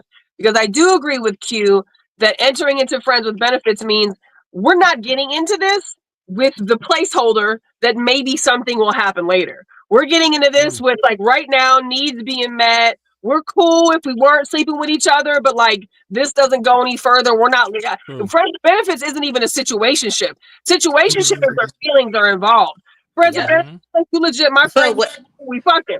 But like, what I said was it can develop into a friends with benefits. And then you got to be ready to cut it off if it is what it is. Right. But again, if you don't want to, then that's where it develops into something more. So that's one of the things that I said with friends with benefits. So that's what we talked about last week, the responsibility. Does the partner who doesn't want the relationship have the responsibility to say, hey, look, we can't do this anymore. You're wanting more from me than what I'm able and willing to give, so we got to back up out of this. Or does the person continue to take advantage of this individual who now has feelings and is getting their needs met because it's free sex, basically? It's usually always the latter. So, Denise, my issue with you is I don't feel like you're being a free thinker right now. I feel like all of your opinion is just coming from I'm going to be honest personal view of how you see it, and you're not expanding yourself. And that's my issue. Today, I have a bias. I am going off what I'm good with that. I'm good with that. What I've seen. I'm good with that. Straight up going off the things that I've personally experienced and seen in my life. And I have never in the history of ever seen these things go good. Somebody always ends up in a situation. I'm a friend from benefits. It goes situationship, or it goes casual sex, situationship. Somebody gets hurt. You try to break up. They don't want you to break up. Oh, I need more time. You give them more time. But again, that's you, Denise, because you feel you want to have some type of connection when it comes to sexual intimacy. So you're always going to be looking for that or feeling that type of way. I'm telling you, it's for those who don't look for that, then it's possible without having it. And actually, there's a different level of enjoyment for people who can do it without needing that type of. Anna felt me. But you know what, Denise? I'm glad you said yes. I'm being completely biased right now, so that just changed. Like, all right, okay, good. As long as you realize, like, I'm being biased. Hey, that's free thinking to me. That's cool. That's free thinking. She's thinking the way she wants right now. If you acknowledge that, yes, I'm being biased, then I can agree with that to some degree. It's people who don't acknowledge that they had got bias in the area, and then it's like, you're not seeing it. But she like, no, I'm absolutely, I'm cool with that. I'm cool.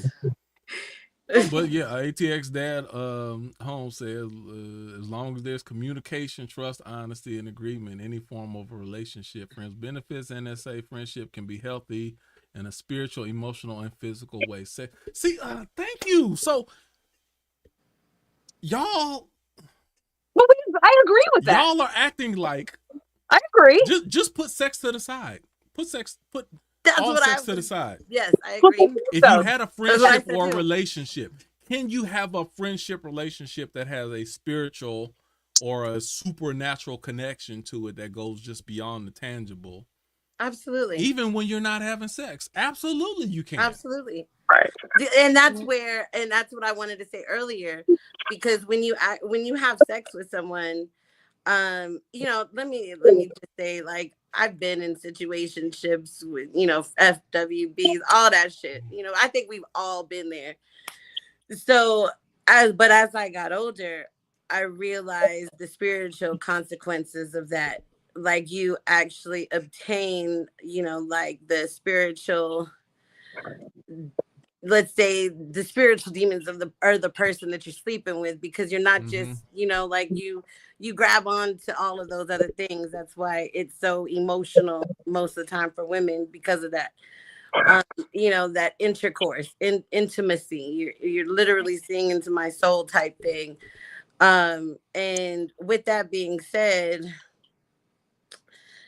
it's cool being, if you're still young and naive about the whole situation, like, to each his own. But when you get to a point in life and you realize those consequences, you have to make a choice for yourself. Like, do you want to stay in that stagnant situation that you've still been in, meaning, those meaningless relationships? Yep. Or do you want to actually propel and to do something better, and actually sometimes abstain from those relationships and find a more meaningful connection, not only with yourself, but with someone else? Let me say something real quick. And this is very unpopular, probably with y'all, and also even in my own Christian community. Spiritual power or influence has the amount of the amount of power it has is limited to how much power you give it. Flag on the play. Go ahead. Because Q, there's times where it's a whole legion on somebody, and it's like, this is like out of your control at this point, and you need somebody to come and get it up off you for real. So if you're playing like that, let's say you just messing with one person, but that person's messing with 7 people, and those 7 people are messing with 7 other people. Like, you're playing with fire at this point. You're playing with fire. Question. Was Jesus scared of those legions? Not even a little bit. He said, "What's your name?" All right, you go there. Jesus wasn't clapping cheeks with the person who had the legions either. Forget about clapping cheeks. He acknowledged what it was, but it never had more power than what he gave it. So, for instance, and this is even, I ain't trying to get back into a spiritual conversation. But I've been in situations where someone was possessed, demon possessed. And you know what a lot of pastors say? Hey, if your faith ain't where it need to be, get out. Yeah. If this scares you, you need to go ahead and leave right now. Would you willingly clap that person's cheeks? What do you mean? Clap the demon possessed person's cheeks? Yeah. I'm trying to figure out where you're going with this. Oh, yes. Would you willingly have sex with somebody who was carrying all that and you knew it? I wouldn't have sex with someone who I felt weren't in control of themselves. Now, would you have sex with someone who was having sex with someone who was like that? How would you know, though? Yeah, absolutely. Exactly. Absolutely. How 100%. would you know? 100%. Let me tell you my point. Let me go back to my point, though. If you're not, the amount of power that you give a thing is what makes it an actual power. So, for instance, I'd been around that type of stuff my whole life. So when the demons start calling out people's business and start fortune telling and all this and calling people out by name and telling their business and all that, it didn't bother me, because I wasn't, the power that I had in me, I felt was stronger than whatever power that they had. You don't get intimidated or scared by that. If I gave it that power, then that's how a lot of people get,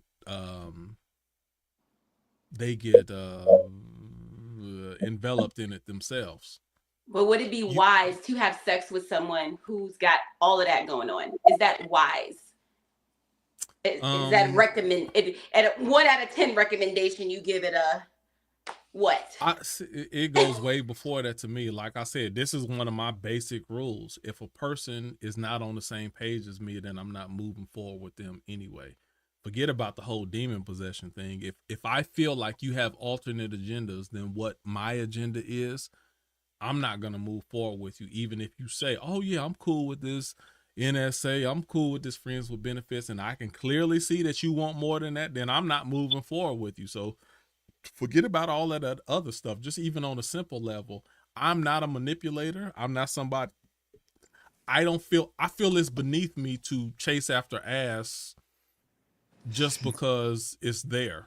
Like I'm is almost an arrogant type of me. Like I can get ass when I want to. I don't have to cross certain moral boundaries in order just to have sex. That has never ever been my thing. That's a principle that I stand on. That's not your thing. However, you don't know if the person carrying allegiance, if that's their thing. Because a person can act decent enough with you. But if I notice that someone has an alternate agenda, I don't move forward.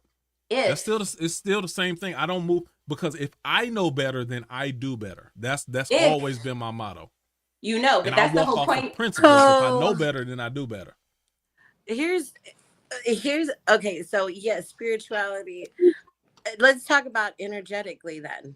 Mm-hmm. You know, so have you ever had sex with someone and let's say you're just perfectly fine, you're happy, you've been in a great mood all day, you've just been having this zest for life and you just chilling, and then you get with your dude or your chick and they just kind of like drain.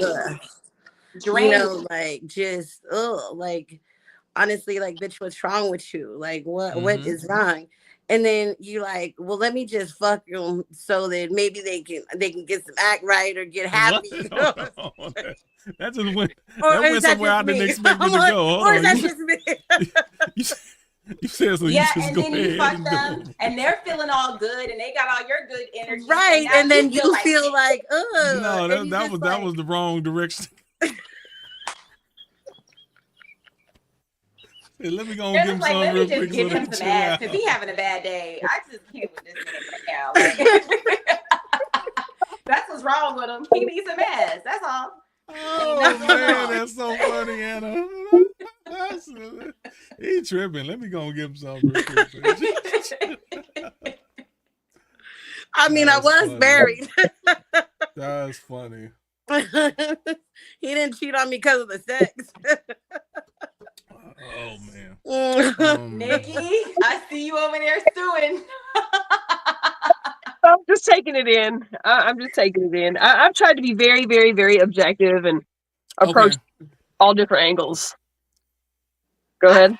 Okay. Let me give you, this is one of the other things that I said, even whether you're with Friends with Benefits or NSA.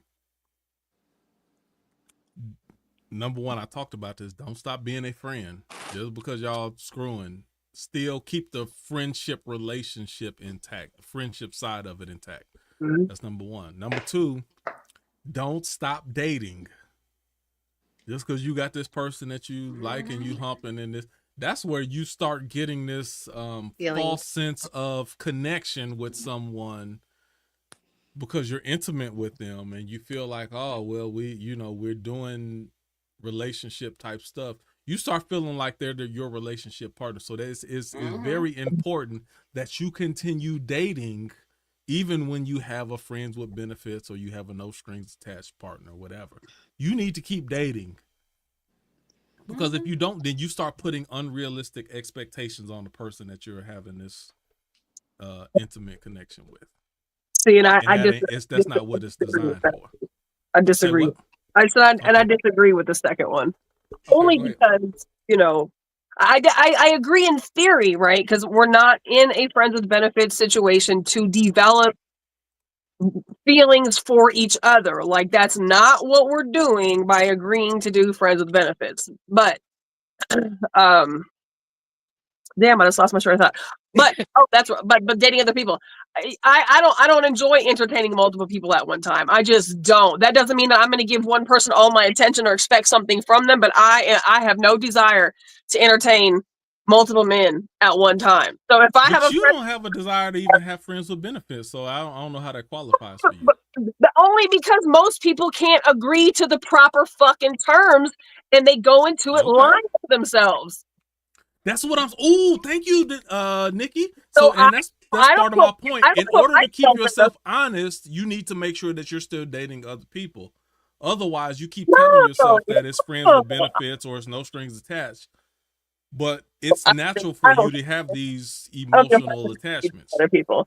Because friends with benefits, I don't think a person has to be dating other people, because if friends with benefits is truly just about a sexual agreement, a sexual relationship, a sexual fulfillment, then I don't have to be doing that with other people to still get my needs met. You're just the one that's meeting them. And we have absolutely Nikki, low expectations for anything outside of the sexual relationship part.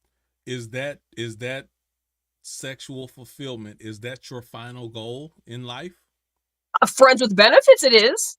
Friends with benefits, yes. This is not a relationship. This is sexual benefits relationship. But I ain't talking about that relationship specifically. I'm talking about in general. No, hold on. Listen to me. Listen to me. I'm talking about in general. Is that your final destination, to have somebody who you can just knock off and get a good nut in? Me personally, no.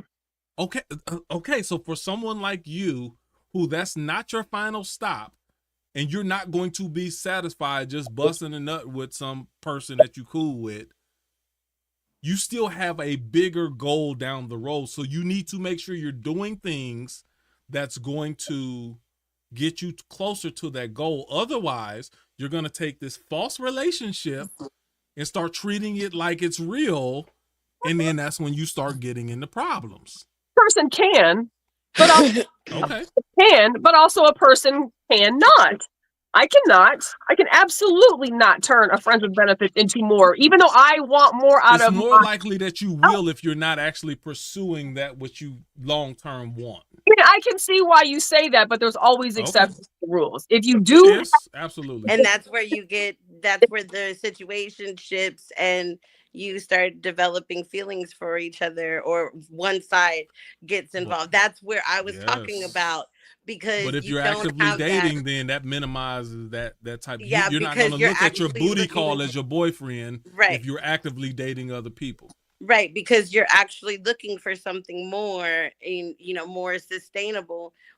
But in the meantime, and in between time, you got somebody to help you get your rocks off, basically.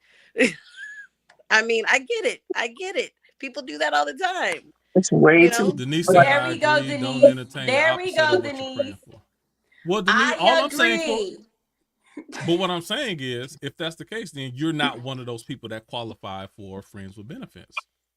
Yeah, for sure. For those who do qualify and can operate in that mode, then you still need to operate. There's certain rules, and you need to operate a certain way. Yeah, I know I can't do friends with benefits. Right. So that's two different conversations. I can't. Okay, I got a question, Q. This is based on Denise's comment. I agree. Don't entertain the opposite of what you're praying for.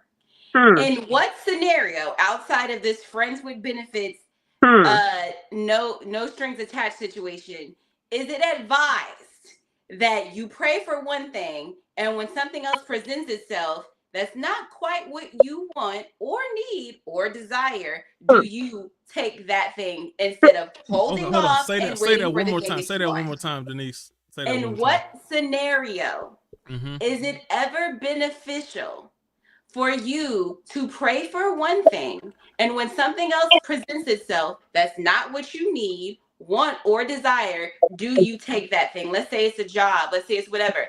Like, if you praying for one thing, right, and you accept something else, when is that ever beneficial? It's never, but we do it all the time. The premise of your question is off, because the premise of your question assumes that there's only one thing that you're praying for.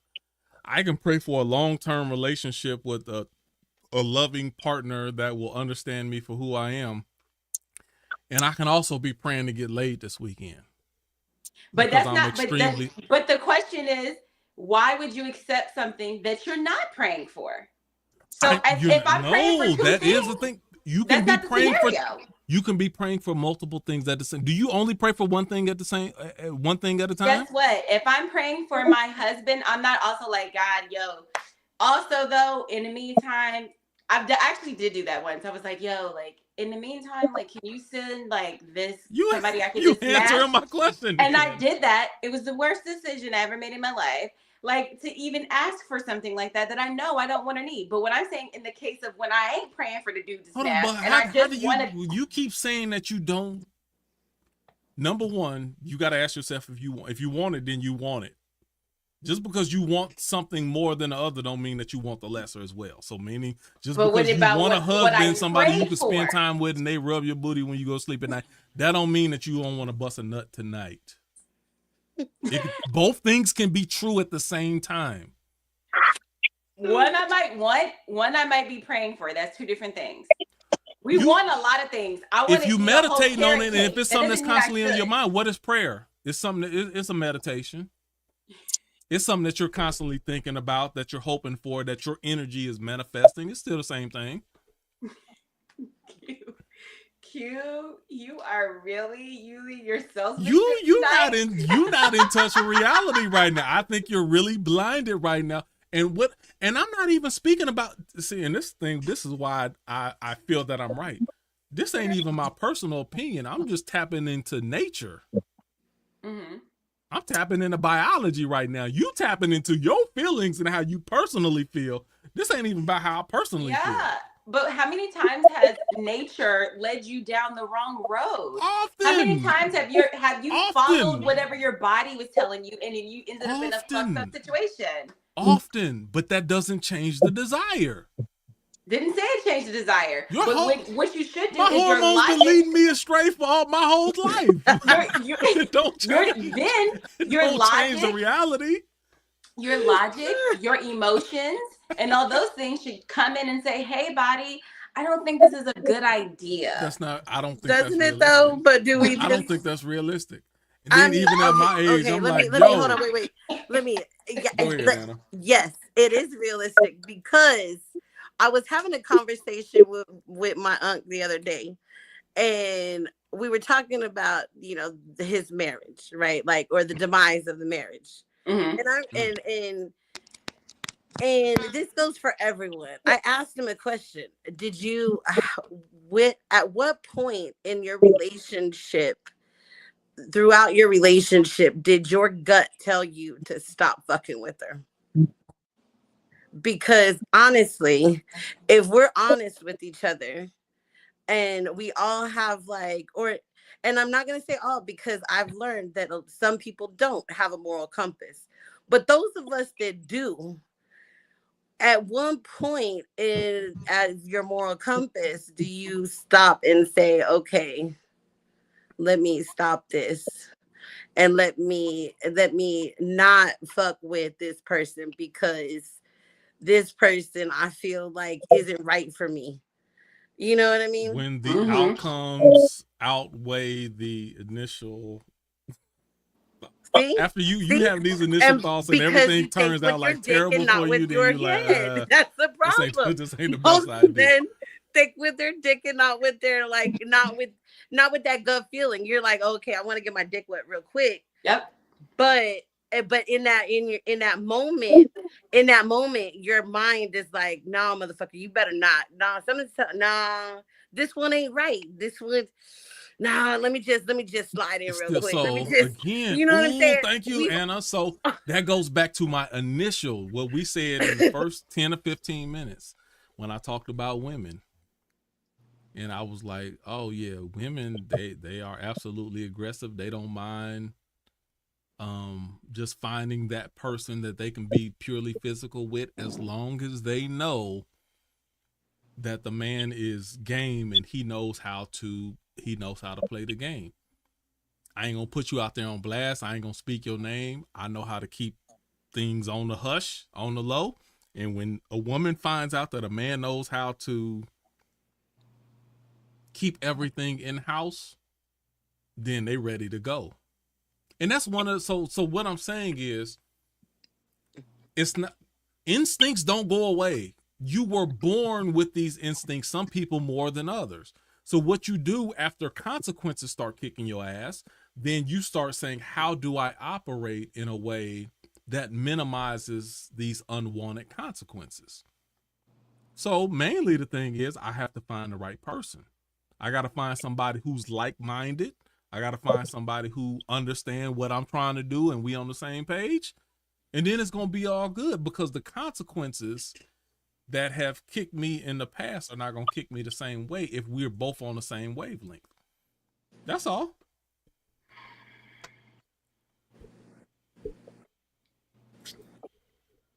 So back to your consequences. If you continue to repeat the same behaviors, you're going to continue to get the same result. So Yeah, that's insanity. aside from nature, aside from nurture, aside from desire, aside from the skin saying, "Oh my God, it would feel so good to let somebody else touch me right now," like, this is where discipline comes in. You talked about moral compass, Anna. Like, this is where discipline has to come in. And when you literally sit down and you fight through your skin and you make the right decision and you hold out because you know what you want is something greater, it's you get through a couple of those and you're like, oh, this ain't that fucking bad. But if we keep addressing the addiction and we keep throwing a little bit of fucking drugs onto the addiction, then we're gonna always be seeking those fucking drugs. You're not listening. You keep, again, I keep saying, you keep going through this from your own mindset.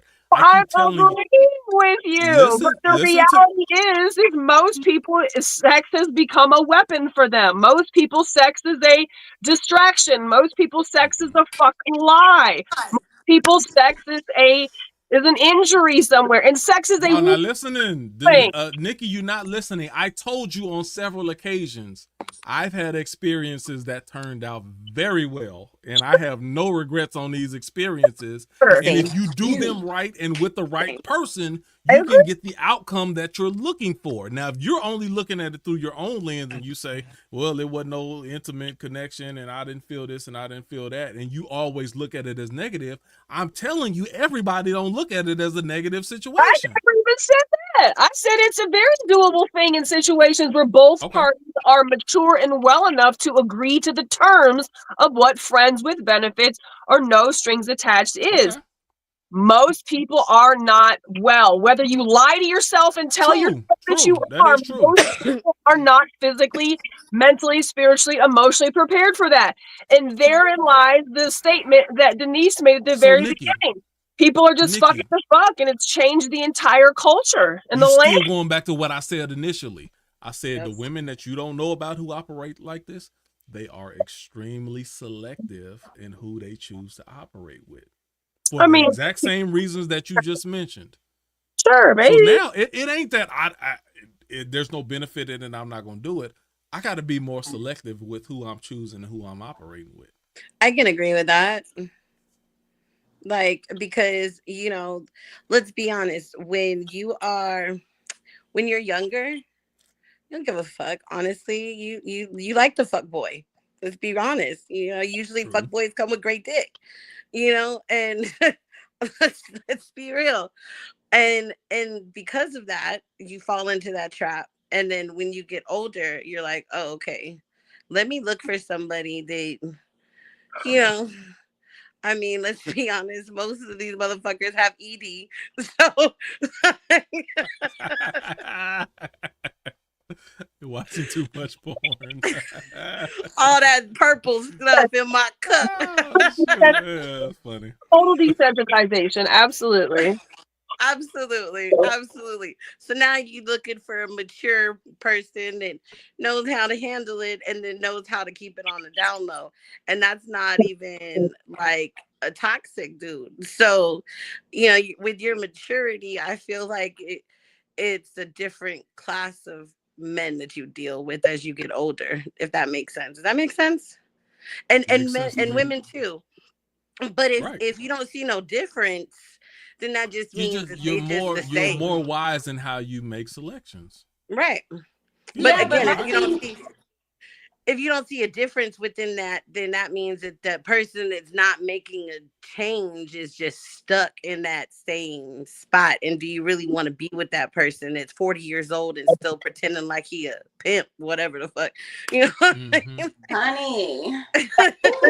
Hey, that's what endless fucking with no repercussions has done today. Exactly. We are. But I can't say that there's no good men out here that are looking for something serious, because there are. It's just that they're tired of the And bullshit just because too. they got a friends with benefits and they smashing on the side, that don't mean that they not good. Hey, listen, Man. this is what. Listen, as a matter of fact, just because, and I know you have your things about marriage and the sanctity of marriage. I do too. I was cheated on when I was married, so I get that.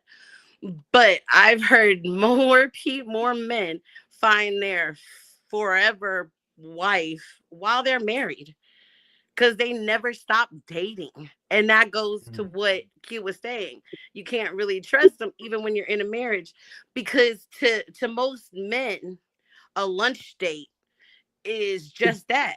I went to lunch with my colleague, but he ain't telling you who his colleague is, Sarah, and she got a big booty and nice tits and stacked like a fucking brick house. And you just like, oh, okay.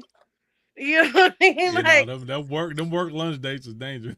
the work lunch dates are dangerous, because your husband, even if you married, you never stop dating. And that's why some men don't let their wives work. Why? Because them work husbands are real too, honey. Don't just think that them wives are. Oh man. You know, 100%, them husbands be like, 100%. oh, baby, you had a bad day with your husband last night. Let's go to lunch. Where you want to go? I mean, easy. So that's where that whole, you can't really trust them while they're married either. There's boundaries. There's a such thing as boundaries. For one, Yeah. I'm not calling Again, nobody my work husband. You better not be but calling that's nobody you. your work But that's wife. you. She can be your work sister, your work mama, but she can't be your work wife, You your think work he ain't gonna screw girlfriend, his your work work sister? boo. He won't ever tell You think he ain't gonna that screw his work he's gonna sister? be your Y'all ain't work virtual wife. sisters at the end of the He day. never gonna tell you that that's his work wife. Girl, he ain't never going to come home and tell you that he's got a work wife ever. Them balloons are not correct on Denise right now. Number two, if I got married homeboys, guess what? At work, we're not going nowhere together as a duo. There can be other people there. We all can go do a lunch thing together. But what are we not going to do? I'm not even finna do nothing that even look or feel like it could be something that's not. I'm not putting myself in a situation. Guess what? All my married homeboys, I'm on a group chat with. We not even doing no separate text for real. And if I do hit you, how's your family? How's your wife? Where's the wife? I'm making it very clear. She ever comes to this text message, she gonna know, hey, it ain't like that, my girl. Like, there's boundaries. People need to have boundaries. But if you do not have boundaries, you will find yourself backing it up on a lunch date where you should not be backing it up, or hitting something on the lunch date where you shouldn't be hitting something on a lunch date. It's called boundaries. You can avoid Denise. this shit. You are speaking personal. Yeah, because you're absolutely right. You're speaking personal, but that's not generalities. Girl. And then not you're only a girl's that, girl, right? Hold on. Let me say something, Anna, real quick. Yeah, she a girl's girl. This is the part that y'all don't want to hear. This is the part y'all don't want to hear. You speaking as a single woman. Oh yeah, no, I'm not overstepping them boundaries. But what happens? When you married, and you don't know this, but I'm just throwing it out there. When you've been married 10 years, and you are in a monotonous relationship, and you spend 60% of the time at the job, and you don't have the wide range of friendships and relationships that you used to, because usually when people get in relationships and they get married for a long time, the amount of friends that they have dwindled down and they get isolated and secluded, and over a long period of time. And now once you're at odds with your husband and you need somebody to vent to all of a sudden, And the person that you work with and you see more than you actually see in your own husband, oh, what's going on? Oh, and you can say nothing for months and months and years, and eventually, man, this dude getting on my nerve, this and that. Now you've opened up the door. Like people act like you don't do that. That's the problem. It's over just a long enough period of Listen, time. It's not, Let me nobody tell you- plans on doing it, is what I'm saying. Let me tell you what my friend told me. Never. The dick you cry on is the dick you ride on. Guess what? You go to another man with some problems, you're most likely going to have sex with this dude. Yep. Yeah. You cry to him. Oh, he's there for you. Oh, yeah. You got to know thyself. So, Denise, what do you do when you're crying and crying to yourself and you don't have anybody else to cry to? And before I go vent to Buddy, I'm going to my man. This is how I am feeling. You gonna go I am feeling unloved. I don't feel the intimacy in this relationship. I'm feeling like I gotta go talk to other people outside this. You're going to know all these things. Yeah, I'm kind of actually like I'm to the point where I'm thinking about fucking somebody else for real. Yeah, I've said that. Like this is where I'm at because you're not giving me what I want. You're not giving me what I need, and I've told you time and time again. If I'm continuing to communicate, you sound so much like a single person right now. And I say this in a relationship. I let a person know where I'm at. I let you know where I'm at. This is where I'm at. It's funny to me how people who are single, they can just be like, oh yeah, this is what I do. Matter of fact, these are the changes that I need to see from you. I'm not seeing that. I'm not feeling the connection. It's not there. And when it's not so there, do you think all of the married people who fall into this are gullible? Or do you think they just not aware? They don't carry this, they don't possess the same level of awareness as you? How do you think people fall into this? All I know is you asked me what I would do in that situation. That's what I would do in that situation. What other people will do in that situation, I cannot speak for. But when I tell you what I need in a relationship, and I feel like I have to go and get that from another man, that's a problem. Okay, so what I can say to you is, I said a whole lot of that similar type of ish when I was single going into a relationship. It's what you think. I can't explain. What you think it is not going to be what it is. And you think you're going to be able to. I was married, and I can tell you from my married perspective, and I haven't been married again. Do I want to get married again? I'm kind of on the fence about that. But there comes a point in your marriage where if you don't have an effective line of communication and somebody that is emotionally intelligent to be able to have effective conversations that lead to change, you're going to start to feel isolated in your relationship. No matter how many times you tell the motherfucker, hey, I need this, hey, I need that, hey, look, bitch, I'm trying to tell you, I need this shit from you. Like you can tell them over and over again, but it's the other person's lack of understanding and ability of communication, the level of education, perhaps whatever problems or variables it is that he or she cannot understand what you're maybe the way you're expressing yourself, maybe it's you and not a them problem, but at some point in your marriage, because you're not being heard, you're not going to feel loved. And you've already expressed it to this motherfucker over and over and over again. You're not going to feel heard. And you've already expressed it to them. And Nancy next to me and Ben over here on the other side. They've been peeping game. And they're just like, hey, you good? Yeah, I'm good. Hey, you good? Yeah, I'm good. Hey, you good? Yeah, I'm good. And you seem like you a person that lives on longevity. So let's say you at your job for 5 years. You ain't gonna be able to sit there and tell fucking Ben for 5 years straight, no, I'm good. That motherfucker gonna see you and crying, see you upset, see you all in turmoil. Process. This ain't something that happens instantly. And hold on, wait. And before you even say I ain't gonna let nobody do that, that's the way you thinking right now because you ain't in it, right? But let me tell you, when you in it, and I didn't cheat, But Mhm. when you in it, you feel lonely. And if you Mhm. told this motherfucker over and over again, or you told this bitch over and over again that you feeling this way and they still ain't listening to you, then you gonna start to feel resentment. Then you gonna start to feel like, oh, they ain't listening. I need to talk to somebody. And my girls ain't listening to me because my girls tired of this motherfucker and they've been told me to leave them a fuck alone a long time ago.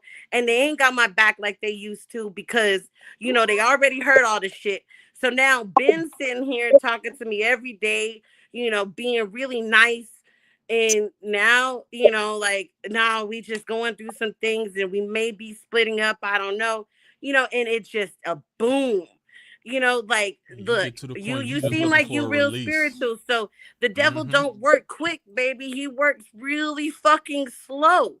You know what I'm saying? And it I don't feel take you. True it that. don't take a whole fucking Y'all door. better All it listen. takes is a pee hole crack to get in that Y'all better motherfucker. listen. That's And, it.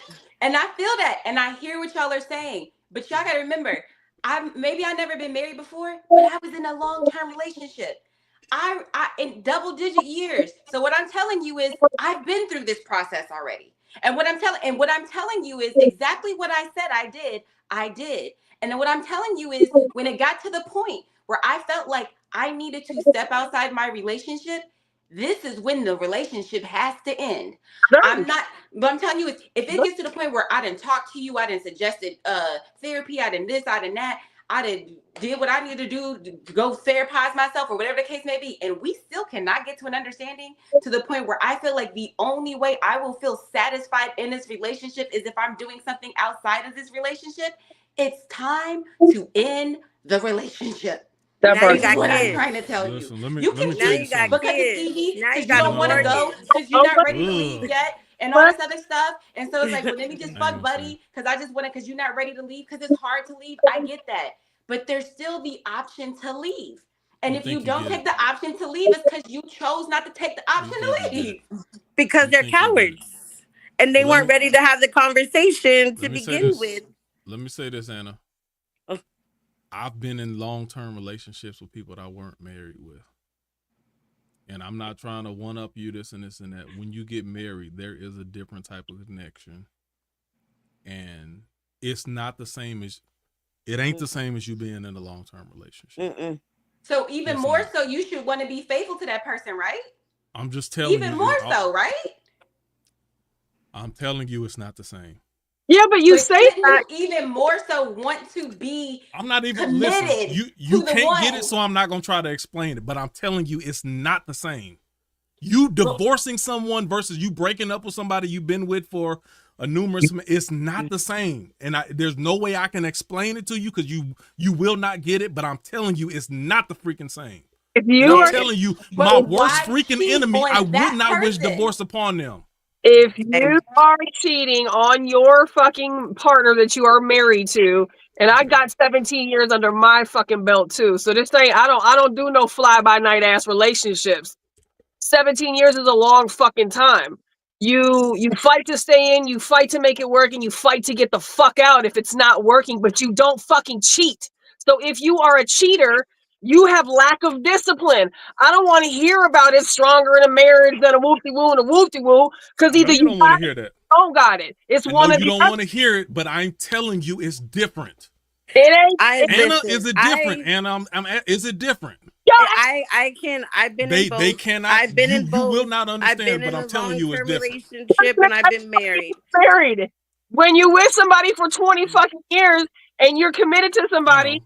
and I you're know. married to somebody, if I you know. cheat, if that's your deal breaker, We're you not are. even talking Let about me cheating. say this really quick Whatever the about reason cheating for, if though. it's for money, if it's for gambling, Here's whatever my the thing person, about when cheating. you dissolve a relationship and you divorce, it's different. That's all I can tell you. I ain't It's saying nothing different. about infidelity or anything like that. I'm Yeah, telling you, when you divorce somebody, it it's is different. different. They It wasn't is different. how different it was going to be when they decided to step You're out of their relationship. again, you're not going to understand it. You're not going to Yeah, Why I am get understand it. I it. gonna understand it?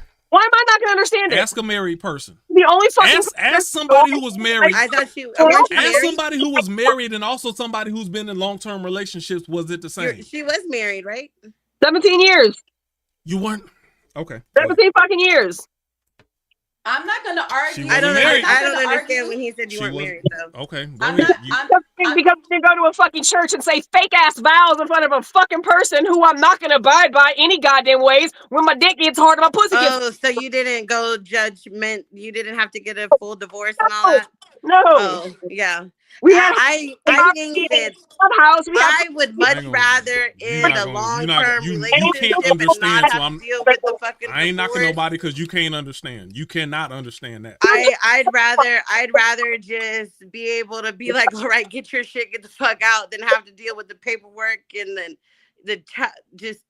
just all the fucking courts and the goddamn lawyers and the fucking judges. That goes down. Be my guest.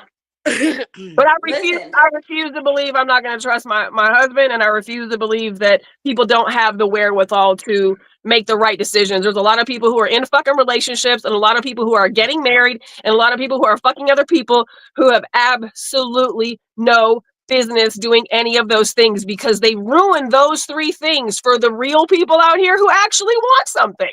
Who believe in How love? are they ruining it for? Oh, there's only one person that you need to find. How is everybody else ruining it for you? The hurt person, the injured party, the emotionally retarded individual throws hurt into the world, and you bleed on children, you bleed on your partner, you bleed on your family, you bleed on the people who does that? You're saying because you speaking about all of society and you're not marrying a society. You finding your one person. The person who's stepping out in the relationship, the person who's giving the excuse to have a work wife or the work husband, or the person who. Well, then that wasn't your person. Then. After so long, but that wasn't your person. That's then the point that I made to my friend before.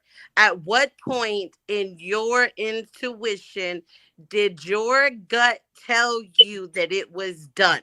Because somewhere along those 10 years, 17 years, 22 years, your gut told you, bitch, get out, run.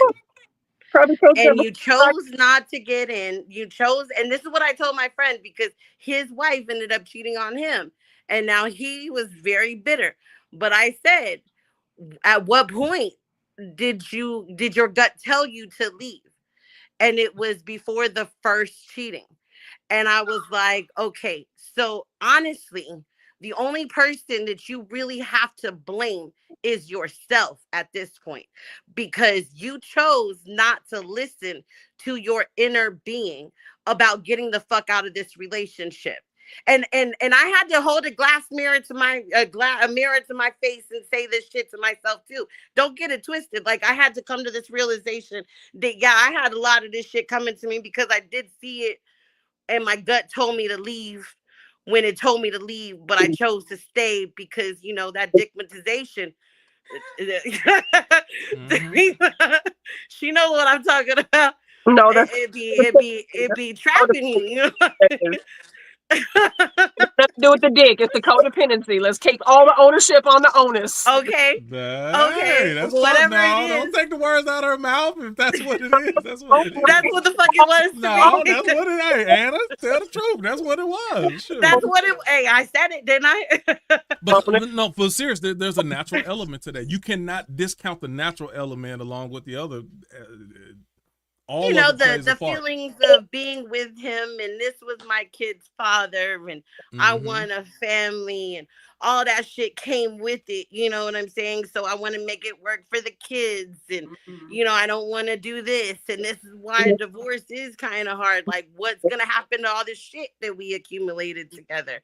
Like, what the fuck then? Like, how am I gonna explain this, that the repercussions, the generational repercussions on my daughter's life now that she doesn't have a whole family in her home? You know what I mean? Now, like, is he gonna be a stand-up dad, or is he gonna be a fuck dad? And unfortunately, he ended up being a fuck dad.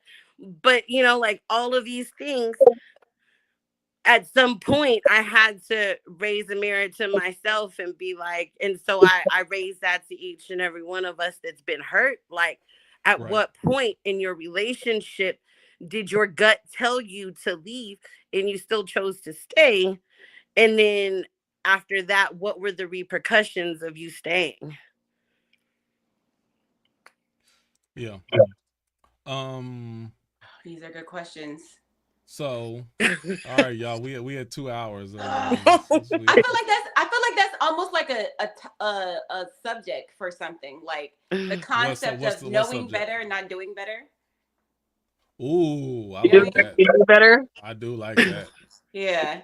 You know better, you do better. Why you ain't doing better if you know better? Like that is. I like that one. I like that one. Put it on the list. Somebody put it on the list. Hold on. By the way, I missed you guys. I told Nikki, I said I got up at like 9:30 and I was like, oh shit, I missed the whole damn thing. You should have been there last week. We glad you came. You came with that heat. It was real good in person. All right, listen. Okay, so if we don't stop right now, I feel like we're gonna go another hour. So I'm trying to get us to stop right now. So. All right, this can keep going. This can keep going. I can tell.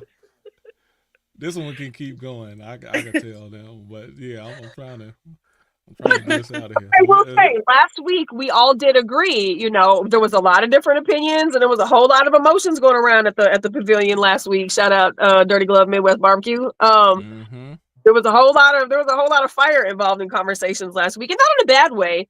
But, you know, one of the things that everybody pretty much came to the agreement with, though, is that conversation, like, that's the conversation that needs to be had before any dating happens, before any intimacy happens, before any sexual, relationships happen, because there were a lot of things that took place last week where it was just like a straight up question and answer session, like men giving the perspective that they've been involved with women who were not prepared for friends with benefits or who were prepared for friends with benefits. Vice versa, and one of the things I think that Q and I definitely agreed towards the end of the conversation is just the responsibility component to the people who are participating in those type of dynamic relationships. You have to be responsible, and you also have to be responsible when that other person is fucking up the dynamic to pull back, because now it's just going to inflict injury and pain, and that's not what friends with benefits or no strings attached is supposed to be about. I can tell you this, and I won't say anymore. When I was younger, like I said, I had a friends with benefits, right? And it got really bad. Who got feelings? Let's Who just got say feelings? he got really mad. He got really, really mad. Oh, really mad. Yeah. Did you cut him off? I had to have a conversation with him, like it was a real conversation, and I did. I had to cut him off for a long, I cut him off for a long time. But then, after a while, he came back and he was like, "Look, like he apologized and was like, I apologize, like I fucked up. Like I know what you said, I know what we agreed upon." And it is, like I still miss our friendship. My first rule that I had earlier. One of my first rules I missed is, if you can see yourself in another lighter situation being more than friends, then you have no business being friends with benefits. Now, obviously, he wanted to be more than friends. I don't know about you. If you could have been like, maybe we could be more than. Anytime you think that, then you can't be friends with benefits. Friends with benefits is where you should only be, even if situations change, you can only see them as nothing more than a friend. Yeah. If you could see them at some different point in time or different situation, I can see them being my boyfriend. You should not be friends with benefits. Now, Nikki disagrees with that, but that's wholeheartedly, like, you should only, if you could see them potentially being more than a friend, that's not a good candidate. There's rules to this, man. I'm trying to tell y'all. So friends with benefits, you can't see a potential. Nope. You should only be able to see them as, if you see them potentially as anything more than a friend, you should just cut ties right there. There's already feelings involved at that moment. It's potential feelings involved, or you get people in a wait mode. Oh, they not ready to be with me right now. But once they, once they after this dude, and once he done with her, and once they finish, then she gonna come back to me. It's always this underlying hope that there's gonna be something more, and it never works out. It doesn't work for friends with benefits. You shouldn't be in relationships with people like that. Anyway, that was what I said earlier. I don't do you remember what you were saying, Anna? Go ahead. No. I know I'm being You over know, there. look. She cut Buddy off. That's all we know. It's all She good. cut them off. But I think both of them were. I think both of them had kind of feelings. So y'all shouldn't have been dealing with each other in the first place, because both of y'all kind of had feelings for each other. And the reason I say that is because you cut them off and then you let them come back.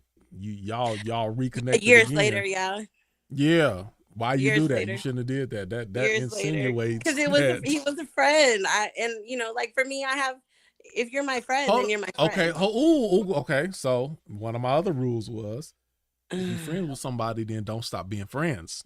Just because And it benefits come into wasn't play. a me thing. It was a him thing. I told him. So hold on. So after you cut him off, did y'all continue just being platonic friends? That's what I was trying. That's where you cut me off at. Okay. We were trying to be, but he couldn't, and so we stopped talking for a couple of years. And you know, he had to just get it out of his system or whatever. I don't know. But then, you know, like some, you know, you always find your real ones when shit happens. You always go back to your real ones. Right. And we were real friends. So when shit happened, he came back and he was like, you're basically the only person that I really ever fucked with other than my boys. And my boy just got shot. So like, I need, you know, my friend. And that's where it was. Then that's where it's always been. And it's still up, you know. We're still friends till this day, you know. Right. No sex. We haven't been sexually active since we were kids. Right. And we are working on a fucking damn near 40-year relay friendship. That's see? That's beautiful. Or 30 years. I like that. 30 years. That's 30-year friendship. I'm with that. That's beautiful. Yeah, so. All right. So, hey, all right, y'all. We're going to cut this off because we're going to keep going. I don't want to go 3 hours. Yeah. 3 hours? No. I don't want to go 3 hours. So, we finish or we done? No record? Always revisit this again, and we can always add more to it again. You know, I mean, like in relationship conversations, but I really missed out on that spiritual one, though. I had pew, pew, pew, pew. I was ready for that one. Oh, yeah, that one. I didn't get to do that one either. Boy, I have. Oh, I still got a whole bunch more red letters we ain't never thought. It was a whole bunch more. We barely just. We can do a part 2 of that as well. Shoot. Mm-hmm. I still got a whole bunch more red letters. We can do that sometime, too. We can do part. All right, guys. Well, it's great seeing you guys. Thank you so much for letting me join. Thanks for coming on, Anna. We enjoyed it. Yeah. You gotta come on more often. I can't wait to meet you in person. I hope I can come down for the summer, y'all. For real. Oh, where you at? I'm trying to map it out perfectly. She in New York. Oh, shit. Yeah. Oh, hit me, because I'm planning. Yes. God actually really listens. Yes. Girl, I am traveling. I just got back from Arizona trying to go to the Grand Canyon, but I ended up getting caught in a blizzard. Crazy as hell. Didn't even know a blizzard in Arizona. Did y'all know a blizzard in the desert?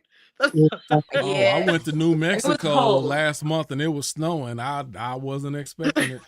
I wasn't expecting that shit either. I wasn't expecting it. That's true. A full-on blizzard. It was hot, little cold, blizzard. Yeah. I mean, just like that.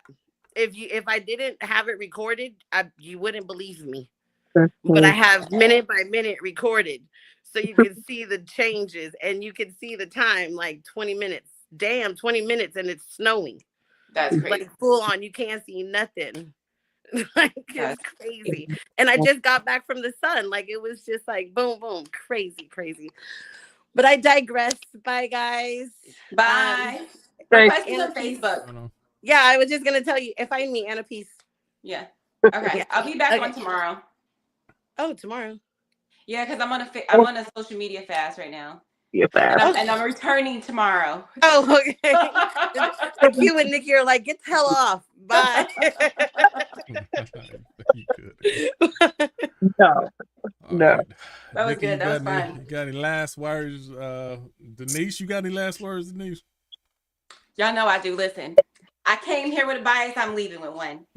Don't y'all be out there having the casual sex if you're not prepared for all the repercussions physically, mentally, emotionally. Don't do it to yourself. I personally feel if you're looking for something serious, you need to prepare your mind, body, soul, spirit. You need to heal. You need to focus on that. If that's what you want, if you want something serious, focus on something serious. If you use your energy and you're just kind of throwing your energy out there to things that you're not really interested in, that you don't really want, and you're cultivating things you don't want, not the best idea. Spend your energy cultivating the kind of relationship you really want. That's my TED Talk. I definitely have I to actually piggyback. agree with that. Yeah, go ahead. Yeah, I definitely have to piggyback, and I absolutely want to state for the record, if you're a single person, you don't have to be having sex. You don't. You don't have True. to be fucking That is somebody. true. You don't have to be in someone's bed. You don't have to be flirting with somebody. You don't have to be exchanging intimate sexual energy with anybody. You don't have to. Sure, you may want to. Yes, of course, it always feels good, and it's nice to have the energy, the reciprocity that happens, in that dance, right? But if you do have goals for something different and you really want to hold out for what you want, you're going to have to do a little bit more soul searching. You're going to have to do a little bit more spirit work. You just are. And that's not a bad thing. You have to sit through your desires. You have to sit through these feelings and you have to process them. And that doesn't mean that if you have sex that makes you bad and you're not going to get what you want at the end of the day, but it is okay to not be having sex. And right now, that is not the message that we get. We are inundated with sex, just fucking left and right. Porn is everywhere. Naked women are all over social media. It's dangerous. And we just have to be very, very cautious with ourselves as a temple. And practice however you want, but it's okay to not be having sex. It is okay to be abstinent. It's okay to wait for what you want. It's okay to say no. It's okay to just not participate in the fucking charades right now, because most people are participating in charades, whether you are or are not. Most people are. And that's the dangerous part of any sexual intimacy, whether it's no strings attached, friends with benefits. They're all doable agreements to go in, but you really got to be right in your spirit, in your body, in your soul to be able to have no strings attached. And if it doesn't feel good when it's over, you're not a viable candidate for that type of relationship, and that is okay. It's okay. That's Mm-hmm. it. It's okay. Do what you want. Make sure it's consensual, but do what feels right by you. And I'm not a prude. I'm not I'm not a lot of things, but I'm an advocate in doing what's right for you by your body. And so many times we get sucked into sex because we have voids that those are really easy to be filled by a body. And that's cool, but is it really? Just and maybe it is for you. But if it's not, it's okay to not have sex. It's okay to be chilling right now. And you will find a lot of power in that space. And you will learn a whole lot about yourself in that space that you might not have ever been able to tap into had you sat with how you felt and just let your private parts go sit on ice for a little bit. I promise. So that's my takeaway, man. You don't have to have sex. You don't have to be having sex if you're a single person. Q. So He says have all the sex. no, actually, I agree 100% with Denise from her perspective. I agree with Nikki from her perspective, and I agree with myself from my perspective. I think the whole goal for free thinkers is you got to know yourself. That's Yeah. pretty much it. And what I know works for me, I can't put that on you. Just because I know what works for me, that don't mean that that's your prescription. What works for Nikki and Denise, that don't mean that that's your prescription. If there's anything that I try to accomplish in Free Thinkers is that you know and understand yourself, who you are, what you need, what you want, what you desire. Be one within yourself and be comfortable with it. that's really Mhm. what it boils down to, because I can't there's no real advice that I can give you when it comes to that. I'm not built the same way that you are. I don't have even if we're both men, we don't have the same hormone levels. We don't have the same goals and priorities in life. We don't have the same history. Right. See, a lot of this thing, let me be honest. A lot of this stuff I'm saying is from an extremely monogamous man. I've been in relationships for 95% of my adult life. I've been in a relationship. There's other people that I know who haven't been in exclusive relationships for most of their adult life, and they have a different take on what's beneficial for them. You got to know what's going to work for you. And that's all. If you get to know yourself and be comfortable with it and stand on how you are, how do you feel at the end of the day? If you having sex and you smashing and banging out and having those, and you feel like shit at the end of the day, that's probably not something that you should be doing. Mhm. Pay attention to the consequences, but how do you feel after you do this? Or is this something that's empowering to you? Because it's even like in the porn industry.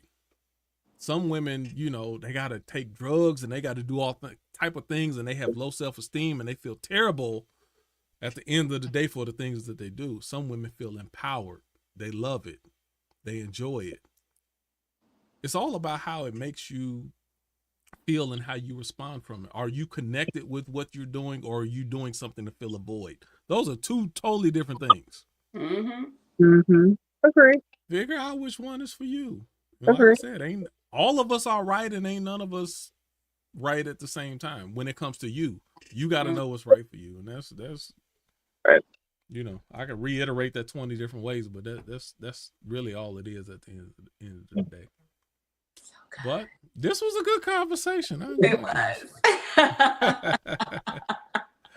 I think we're not done. Feel like we're not done, but that's okay. That's what it's about, right? Just continue to grow and be better fucking people every single day, every opportunity that we can. Shoot. All right, that's it. We'll see y'all next Tuesday. Bye, y'all. Thank y'all for joining us.